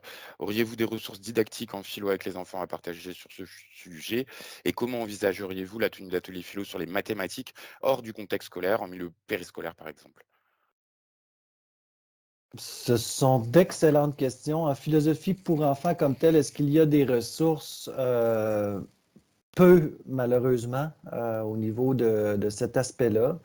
Moi, j'avais travaillé à l'époque avec dans mon doctorat, je peux vous l'indiquer, je ne sais pas si c'est encore disponible. Ça, c'était fascinant. Ça s'appelle, je l'ai mis dans la bande de discussion, Opération Boulamite, où c'est tout un document destiné aux sciences, mais pour démystifier les sciences. Là, on est vraiment carrément dans ce que moi je pense être une avenue intéressante en sciences. Par exemple, le tableau périodique des éléments, où là, les élèves devaient faire comme s'ils découvraient des éléments sur une planète fictive, puis devaient organiser à partir des informations une classification. Puis à partir de cette expérience-là qu'ils ont faite, ils réfléchissaient ensemble sur Mendeleïev, le tableau périodique de Mendeleïev. Ils faisaient vraiment une analogie entre les deux. Puis l'idée, c'était de démystifier en partie le mythe du génie. Comme quoi, Mendeleïev, il ne s'est pas levé un matin avec Bing, j'ai un tableau périodique, puis ça s'est ancré sur les découvertes antérieures, ça s'est ancré sur des éléments de logique. Parce qu'on sait qu'un des enjeux et des défis en sciences, c'est que les élèves partent parfois du principe que pour être un scientifique, il faut être un génie. Or, je ne suis pas un génie, donc je ne serai pas un scientifique. Ce qui fait qu'on a moins, on peine à trouver des gens qui vont étudier en sciences pour cette raison-là. Alors qu'en réalité, ça ne relève pas que du génie, ça relève de plein d'autres choses. Puis dans ce document-là, il y avait plein d'autres activités autour des éléments des savoirs scientifiques pour justement travailler la posture épistémologique. Donc là, mais les ressources sont pas si présentes que ça pour différentes raisons. Les maisons d'édition, ils ne voient peut-être pas une occasion de faire assez d'argent. C'est triste, mais il y a un peu de ça aussi là-dedans. Les gens n'ont peut-être pas le temps de développer tout ça, mais je vous invite à aller voir ce qu'on a fait dans Philo secondaire où on propose des exemples à partir de la question de la situation d'apprentissage philosophique. Comment est-ce qu'on peut, par exemple, combiner science et éthique en travaillant sur la question des dons d'organes, par exemple, ou la xénotransplantation. Il y a des cas comme ça. Les cas de la vaccination par rapport à la COVID-19, bon, ça peut être émotif aussi, mais il y a des éléments comme ceux-là, puis encore une fois, Abdelkrim Hasni en a développé, moins dans la perspective philo, mais dans la perspective enjeux scientifiques, questions vives. Ces occasions-là sont de belles occasions, à mon avis, de faire de l'épistémologie avec les élèves. Pour les mathématiques, nous, ce qu'on a fait, c'était pas extrascolaire, par contre, mais c'était une activité, comme je vous l'ai mentionné, où on amenait les élèves à réfléchir au lien entre la structure de surface, structure profonde. Hein. On partait d'une petite vidéo qui s'inscrit dans la série Les Têtes à Claque, qui est québécoise, que vous connaissez peut-être, où ça met en scène une enseignante qui met un problème mathématique, qui soumet un problème mathématique à ses élèves en disant, je n'ai pas la mémoire des noms, là, mais Marie a 4 pommes, Marc lui vole 2 pommes, combien lui reste-t-il de pommes? Puis un élève qui, lui, accroche sur le fait que c'est un vol, puis le problème, c'est pas le nombre de pommes, mais c'est le fait qu'il y en a un qui a volé, puis qui devrait aller en prison, puis etc. Puis l'enseignante, elle prend ses pilules pour pas partir en dépression, parce qu'elle dit qu'ils ne comprennent rien. Fait qu'à partir de là, nous, on demande aux élèves qu'est-ce qu'ils n'ont pas compris les élèves, puis on leur demande après ça, comment est-ce qu'on devrait illustrer des problèmes mathématiques? Puis on les amène à réfléchir aussi sur, est-ce que vous pensez que c'est mieux de les illustrer pourquoi les gens font ça quand vous faites des maths? Est-ce que c'est mieux de faire ça ou on devrait plutôt travailler à vous présenter des problèmes de façon directe? Puis est-ce que vous pouvez créer un problème mathématique? Puis comment vous assurez le passage entre la manière dont on le présente puis le vrai problème? On travaille beaucoup sur cet aspect-là. Il y a des travaux de Marie-France Daniel aussi et Richard Palacio, je ne sais pas si c'est encore disponible, mais qui portaient sur les philo et mathématiques. où là, on amenait les élèves, par exemple, à faire des communautés de recherche autour du cube parfait, on faisait des réflexions philo autour des notions mathématiques. Ça peut être une piste intéressante aussi, mais ça fait quand même longtemps. Je ne sais pas dans quelle mesure c'est encore disponible. Mais si vous nous laissez, on fera des recherches, nous aussi, de notre côté, pour J'étais en train de Pauline. regarder pour voir si je l'ai trouvé. Pour Pauline, parce que de tête, là, vous avez tout de suite sorti, Mathieu, l'objet Boulamite, mais on fera des recherches et on vous recontactera. Attendez, je crois qu'on en était à Myriam, en fait, qu'on salue au passage. Bonjour Myriam, qui demande, Mathieu, au bout du compte, jusqu'à quel point peut-on dire qu'aider les enfants et les ados à développer une pensée critique peut déboucher sur une véritable praxis capable de modifier les rapports humains dans la société? Vous Pouvez-vous avez me plus le répéter micro, la Mathieu. question? Oui, pouvez-vous me répéter la Oui, question? J'étais en train de lire aussi en la, même la- temps. ouais, la question c'est jusqu'à quel point peut-on dire qu'aider les enfants et les ados à développer une pensée critique peut déboucher sur une véritable praxis capable de modifier les rapports humains dans la société? Ouh, ça, c'est une très bonne question. Euh, Jusqu'à quel point, je ne sais pas si il faudrait que j'ai l'échelle pour vous dire où est-ce que je le situe, mais euh, bon, il y a différents volets à ça. Il y a entre autres les organismes internationaux comme l'UNESCO, l'ONU, l'OCDE qui insistent sur le fait que la pensée critique, c'est particulièrement crucial aujourd'hui, surtout face à la prolifération des informations sur le web et l'accessibilité à ces informations-là, qui ne sont par ailleurs pas d'égale valeur d'un point de vue scientifique, épistémique, épistémologique, etc. Ça, c'est un aspect, hein, le rapport aux sources d'information. Dans Éduquer à l'esprit critique, c'est beaucoup cet aspect-là qui est mis en évidence. À mon avis, c'est particulièrement important pour éviter de se faire prendre, de se faire prendre dans un piège. Mais d'un point de vue plus social, personnellement, je dirais que ça dépend de la vision de la pensée critique qu'on cherche à mettre en évidence. Si la vision de la pensée critique, c'en est une qui consisterait à dire je m'attaque à tout, tous azimuts, c'est une perspective qui vise à déconstruire ce nous, on appelle au Québec les critiqueux. Là, je dirais que ça peut avoir un impact négatif sur les relations sociales parce que ce n'est pas l'esprit. Hein. L'esprit dans les textes qui parlent de la pensée critique, c'est davantage une idée qui est orientée sur non seulement les habiletés intellectuelles que l'on doit mobiliser ou qu'il est possible de mobiliser pour penser mieux, hein, pour gagner en autonomie de pensée, mais aussi et surtout sur l'attitude qu'on a.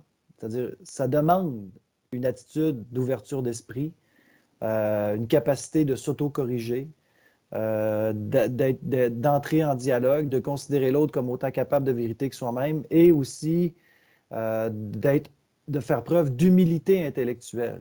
À partir de ce moment-là, je crois qu'effectivement, ça peut avoir des impacts positifs sur les relations sociales, mais tout ça dépend aussi d'une posture épistémologique. Si je pars d'une posture où j'ai l'impression que je suis dans la vérité, hein, puis à la limite, je suis un élu qui a accès à une vérité à laquelle les autres n'ont pas accès, là, on n'est pas dans la pensée critique au sens fort du terme, comme dirait Richard Paul. On est plutôt dans une pensée critique au sens faible du terme. Mais si on est dans une posture où je suis faillible épistémologiquement, hein, je pourrais me tromper, hein, que le monde est complexe, puis la diversité des points de vue et des perspectives nous amène à mieux comprendre le monde. Et l'autocritique, l'autocorrection est un enrichissement si elle est faite sur les bases, sur des bonnes raisons. À ce moment-là, ça change complètement la perspective. Donc, c'est vraiment beaucoup en fonction de comment on imagine la pensée critique. Si on interroge, nous, on a interrogé des élèves du même programme que ceux dont je vous parlais dans ma présentation. Puis il y a un texte que j'ai publié là-dessus aussi dans la revue McGill des sciences de l'éducation, où on les interroge sur le vivre ensemble. La question qu'on leur a posée est très, très large, c'est est-ce que la pratique du dialogue philosophique a eu des impacts sur vos relations avec les autres? On n'a pas demandé si c'était positif ou négatif, ou on n'aura pas dit est-ce que ça a amélioré vos relations avec les autres? Est-ce que ça a eu des impacts, tout simplement? Eux, ce qu'ils nous ont répondu, c'est à 95 %, je dirais, là, je vais de mémoire, que ça a eu des impacts positifs pour différentes raisons, parce qu'ils sont davantage capables d'écoute, ont davantage, ils ont moins tendance à juger les gens de façon spontanée sur la base de préjugés ou de stéréotypes. Mais avec le bémol suivant, c'est que c'est plus difficile avec les gens qui ne font pas de philo, parce qu'ils sont plus rigides cognitivement. Là, je ne sais pas comme ça qu'ils le disent, là, mais c'est ce que ça voulait dire au fond. C'est que pour eux, la rigidité cognitive de ceux qui ne font pas de philo les aide pas tant. Mais quand ils sont avec des gens qui font de la philo, ils voient une différence. Mais c'est parce qu'en philo, pour enfants et adolescents, dans ce contexte-là, la pensée critique est inscrite dans une perspective de faillibilisme et non pas de déconstruction puis d'attaque constante. Pour moi, ça va dépendre vraiment de comment on installe les choses. Une question de Charlie qui demande, tu as parlé des rapports épistémiques et épistémologiques, mais tu en as aussi dégagé 3 autres, didactiques, gnoséologiques et idiosyncratiques. Est-ce que parce que ces premiers sont plus importants et déterminent les autres? Je ne sais pas si. Puis j'en ajouterai un aujourd'hui, après le recul. J'ajouterai aussi sociologique, mais bon, comme je ne peux pas réécrire mon texte, je pourrais là, faire. Mais je dirais pas qu'ils sont premiers et déterminants. Pour moi, c'est un système, tout ça. Hein. On est vraiment dans une approche systémique. C'est que l'un et l'autre vont s'influencer réciproquement. Comme je le disais tout à l'heure, le rapport didactique, lui, dépend des rapports au savoir, épistémique et épistémologique, mais aussi le rapport gnoséologique va avoir un impact sur le rapport didactique. Tout ça est interrelié, à mon avis. Mais moi, j'ai mis l'accent davantage sur épistémique et épistémologique avec l'hypothèse que ça peut être une porte d'entrée intéressante. Mais on pourrait entrer par ailleurs aussi. Je ne le vois pas nécessairement comme premier, mais dans mon cœur, c'est premier. Je le dirais comme ça. Mais au niveau du système, je ne suis pas certain qu'on peut dire que c'est particulièrement premier. Une question de Jérôme. Quel est votre avis sur les questions socialement vives que les profs de sciences ont parfois bien du mal à aborder, c'est l'enseignement scientifique? Est-ce un effet de mode ou le futur de l'enseignement des sciences? Avant que vous répondiez, Mathieu, on voudrait préciser qu'il y a plusieurs magistères, hein, des parcours magistères d'auto-formation qui ont été produits par Canopé sur les questions socialement vives, notamment en EDD, mais aussi en géographie, en histoire-géographie. On vous mettra les liens aussi. Oui, intéressant. En fait, au Québec aussi, c'est quelque chose qui est assez présent, notamment avec les travaux, comme je disais, d'Abdelkrim Hasni, mais aussi de Sivan Hirsch et d'Audrey Groslot, plus particulièrement en sciences, là. Mais pas que, il y en a plein d'autres aussi qui ont travaillé sur cette question-là. Virginie Alba, je ne me trompe pas, est-ce qu'elle a travaillé, il me semble qu'elle a travaillé là-dessus, mais par rapport à l'environnement. Est-ce que ça se peut? Mais ça, c'est pas au Québec, c'est en France. Bref, est-ce que c'est l'avenir? Je ne le sais pas. Moi, ce que je trouve intéressant, c'est que dans les questions socialement vives, on est dans les sciences en train de se faire. Puis là, ça apporte une perspective épistémologique qui est différente de celle des sciences faites, où il y a peu de dialogue possible, il y a peu de discussion possible. Donc, dans la dimension épistémologique, c'est plus pauvre les sciences faites que les sciences en train de se faire. Moi, je dirais que ça prend un heureux mélange entre les deux parce que les questions socialement vives, dans une perspective notamment scientifique, demandent par ailleurs une certaine culture scientifique, une certaine alphabétisation scientifique. On ne part pas de zéro pour réfléchir à ces questions-là.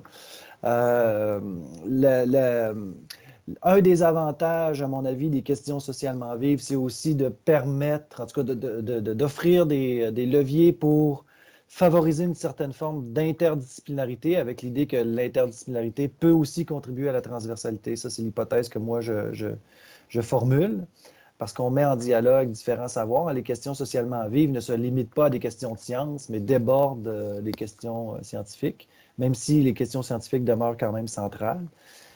Pas le bémol, mais l'interrogation que j'ai par rapport aux questions socialement vives, c'est toute la dimension affective, émotive qu'elles peuvent générer.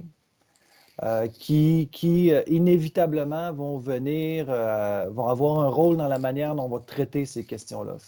Quand on travaille avec des questions socialement vives, il ne faut pas être attentif, en tout cas, on gagne à ne pas être attentif qu'aux éléments cognitifs, mais il faut aussi être attentif aux éléments sociaux qui se mettent en place, c'est-à-dire comment les gens interagissent, et aux éléments affectifs qui se mettent en place, parce que ça peut susciter toutes sortes de réactions, toutes sortes d'émotions. Je donnais l'exemple des vaccins. Je sais qu'Abdelkrim Hasni a fait une activité autour des vaccins en contexte de COVID, et on sait que ça soulève les passions. En tout cas, ça l'a soulevé les passions, peut-être moins aujourd'hui, mais si on aborde la chose avec des élèves ou des adultes, il y a des chances pour que ça soulève les passions aussi. Donc, il faut être conscient de ça.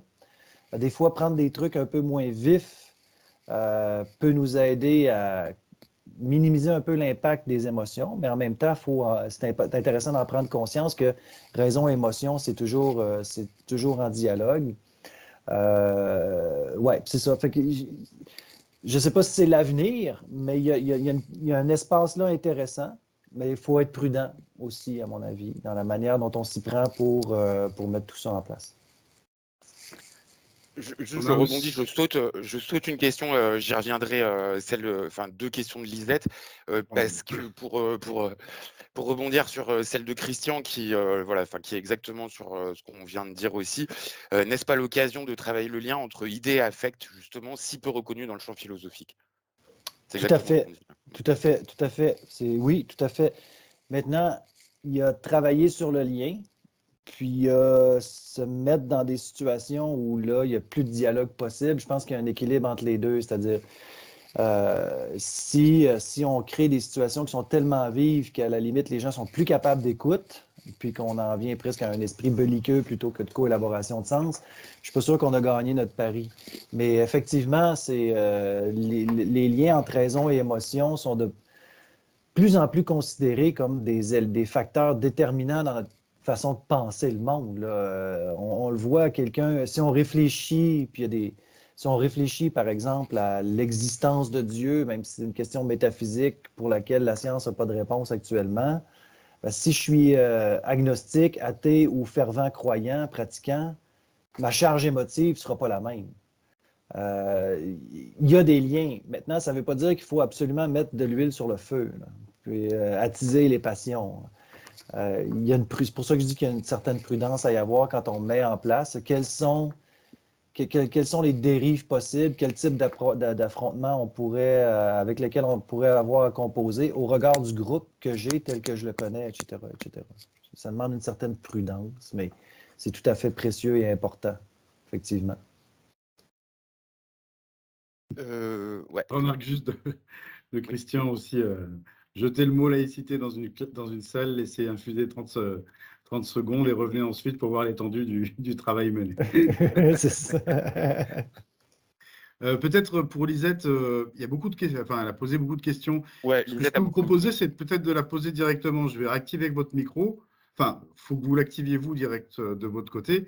Et je vous invite à prendre la parole. Ce sera peut-être plus simple pour formuler l'ensemble de vos questions en une.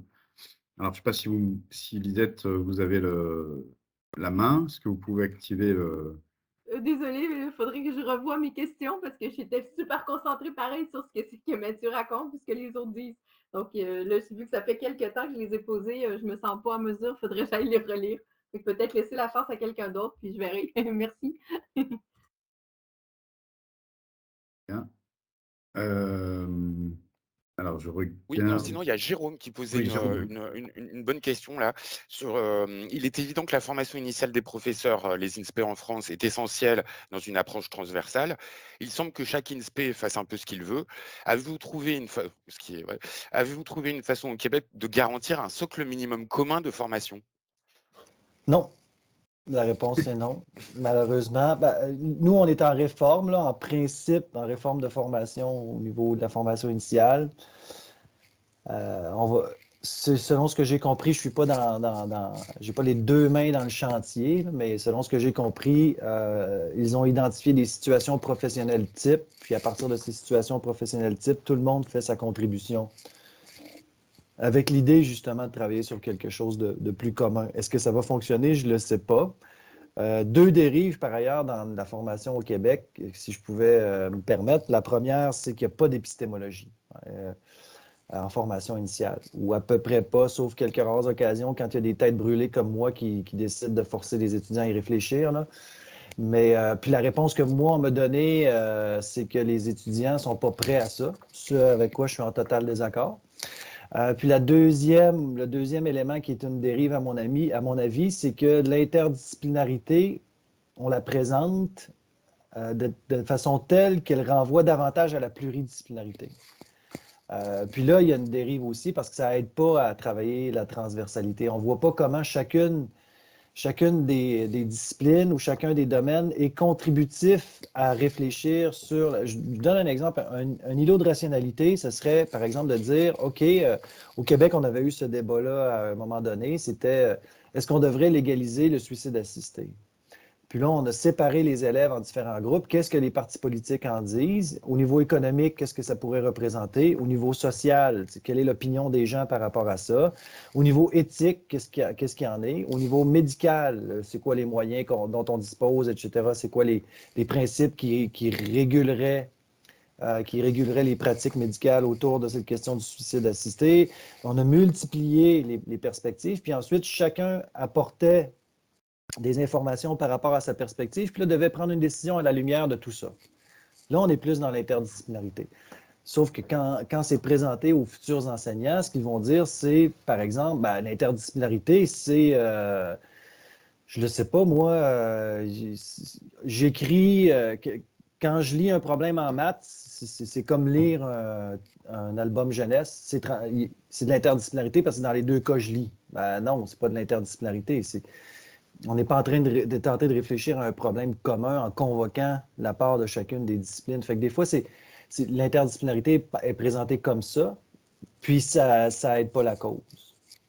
Puis il y aurait plein d'exemples qu'on pourrait fournir par rapport à ça. Des liens comme ceux-là, surtout entre, par exemple, je ne sais pas, on a lu un livre sur l'amitié, puis là, on leur fait faire un dessin qui illustre leur conception de l'amitié, puis on dit c'est de l'interdisciplinarité parce qu'on les fait dessiner par rapport à un thème philosophique, mais non, c'est de la on est en parallèle. L'un et l'autre n'alimentent pas nécessairement la réflexion. Si on utilise le dessin après pour alimenter la réflexion, OK, mais c'est pas tant l'art que le sens qui en émerge de la manière dont l'élève représente les choses. Parce que c'est pas tout à fait bien compris, malheureusement. C'est pas de la juxtaposition, quoi. Exact. On peut vous redonner la parole, Lisette, si vous avez retrouvé vos questions. Oui, oui. Il y en a une qui a déjà été répondue, je pense. C'était en lien justement avec la formation des enseignants, puis à savoir qu'est-ce qu'il y avait comme s'il y avait justement des cours d'épistémologie ou autres trucs pour développer ça. Fait que je viens d'avoir la réponse. Ma deuxième question était par rapport au transfert et c'était à savoir la façon, est-ce qu'il y a eu des expérimentations qui ont été faites de la part d'enseignants? Exemple pour, mettons, on voit une notion, on développe quelque chose en classe. Est-ce qu'il y aurait eu des devoirs qui auraient pu être donnés? Exemple, même titre que pour, je ne sais pas, un problème de mathématiques, on te retourne, mais t'envoyer faire un devoir qui va se faire en dehors de la classe et qui, après ça, on fait un retour sur le devoir et pour voir un peu s'il y a eu un transfert qui s'est fait, puis comment est-ce que l'élève a réussi à aller, je ne sais pas, chercher un comparatif ou quelque chose qui peut être là pour lui. C'est-à-dire pour permettre un espace de temps donné, c'est-à-dire transmission de quelque chose, expérimentation un peu, aller le faire en dehors, revenir sur ça, puis faire une espèce des allers-retours comme ça entre sortir, revenir et voir un peu qu'est-ce qu'il y en est. Puis est-ce que les élèves, ils sont questionnés eux-mêmes sur ça?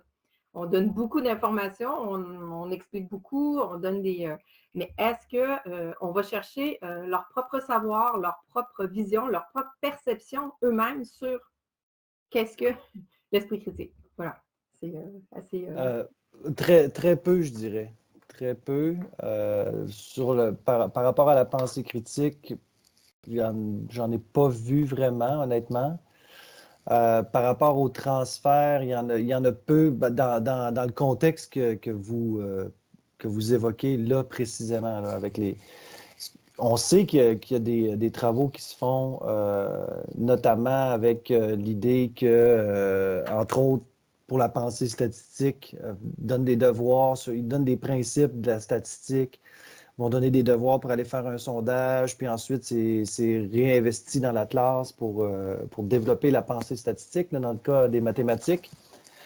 Mais le retour sur les éléments de transfert se fait pas nécessairement, surtout qu'on reste vraiment beaucoup ici dans le même problème. On n'est pas dans une tâche source puis une tâche cible. Ça peut arriver, mais c'est plus rare parce que généralement, les enseignants n'ont pas nécessairement le temps non plus de travailler comme ça sur une tâche source, tâche cible.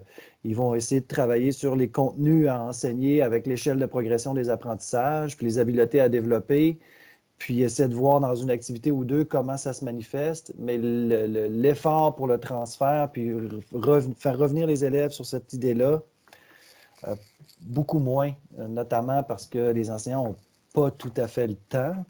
Puis les études ont moins travaillé de cette façon-là en général. Là. Ce qu'ils vont faire, c'est qu'ils vont prendre deux situations différentes dans un même champ disciplinaire ou une même matière scolaire. Puis là, ils vont essayer d'examiner comment l'élève a réinvesti ce qu'il a appris dans une tâche source dans la tâche cible. Mais comme je le disais, peu importe comment les gens ont fonctionné, c'est encore pas clair parce qu'il n'y a rien qui a été identifié comme étant l'élément dont on doit mettre en place pour que le transfert soit assurément effectué. C'est une nébuleuse, le transfert. C'est pour ça que moi, j'essaie de m'en dégager un peu. Là. OK. Parce que c'est ça, je me disais, tu sais, déjà, avant de penser de faire du transfert par rapport à une autre discipline, déjà, est-ce qu'on ne devrait pas travailler dans notre propre processus de faire justement, dans un premier temps, des allers-retours entre le spécifique, le générique et le profond et le... Moi, c'est ce que je pense. C'est ce que je pense. C'est que, un peu comme, je fais une analogie un peu boiteuse, là, vous me direz, là, mais toute analogie a ses limites. Un peu comme on apprend qu'un crayon est un crayon ou un stylo est un stylo à force de se faire dire que c'en est un. Je donnais cet exemple-là dans une formation. Là, je dis, supposons que ici, j'ai un stylo pour l'utiliser, je dois tourner. Ici, j'en ai un autre pour l'utiliser, je dois enlever le bouchon. Ici, j'en ai un autre, c'est poussoir. Mais à chaque fois, je dis, supposons un crayon. Bon, je sais qu'en France, c'est pas tout à fait les mêmes catégories que vous avez, mais bon. Au Québec, c'est comme ça. Ben, l'enfant, lui, quand il a ça dans la main, il se fait dire « Ah, t'as un crayon, ah, t'as un crayon, ah, t'as un crayon. » Ben, à chaque fois, là, on est dans l'infusion dont je parlais tout à l'heure. À chaque fois, lui, le travail qui se fait dans sa tête, c'est qu'il doit séparer ce qui relève du crayon puis ce qui ne relève pas du crayon. Le fait que ce soit poussoir qu'on tourne ou que ce soit un bouchon, dans tous les cas, ça reste un crayon. Donc, ce n'est pas la différence spécifique du crayon. Donc, à travers ces expériences, il va finir par construire un concept. C'est comme ça que l'intelligence artificielle fonctionne par ailleurs. Ce sont les algorithmes qui sont mis en place dans les intelligences artificielles. À partir de tout ce qu'il y a de différent, il y a quelque chose de commun. Bien, là, ici, c'est un peu la même chose. C'est-à-dire, quand on travaille par infusion en situation, ah, c'est un exemple, ou ah, c'est une hypothèse, on est en sciences, ah, c'est une hypothèse, là, on est en histoire, ah, c'est une hypothèse, là, on est en philo. À force de côtoyer le concept, comme le crayon, le jeune va finir par s'en faire une idée commune, puis il va voir comment il prend forme dans chacun des contextes, puis là, la transversalité va tranquillement se placer. Ça ne veut pas dire qu'il faut faire l'économie de l'explicitation par ailleurs, mais j'ai plutôt tendance à penser qu'on est mieux de travailler comme ça que sur une idée de transfert où là, on met un appareillage très compliqué qui n'est pas nécessairement considéré comme étant une garantie de succès. Ben, moi, ce que je vois là-dedans, c'est que justement, c'est comme d'axer sur le processus de compréhension de la source. C'est ça. Je veux dire, on voit la source souvent reliée à quelque chose de très externe, mais d'intégrer toujours une espèce de conceptualisation, qu'il y a toujours une source en amont il y a toujours une connaissance en amont d'eux. Si on passe toujours un exercice d'aller-retour, à un moment donné, il y a comme un processus qui s'installe face à n'importe quel concept qui dit ouais, je pense, pourquoi je pense que je pense, c'est pourquoi c'est Oui, tout à fait. Peut-être une toute dernière question, Mathieu, encore une question de Baptiste. Quelques mots sur la composante dialogique du nouveau cours de culture et citoyenneté québécoise. Que pouvons-nous en espérer? Quelles questions devrait-on y explorer?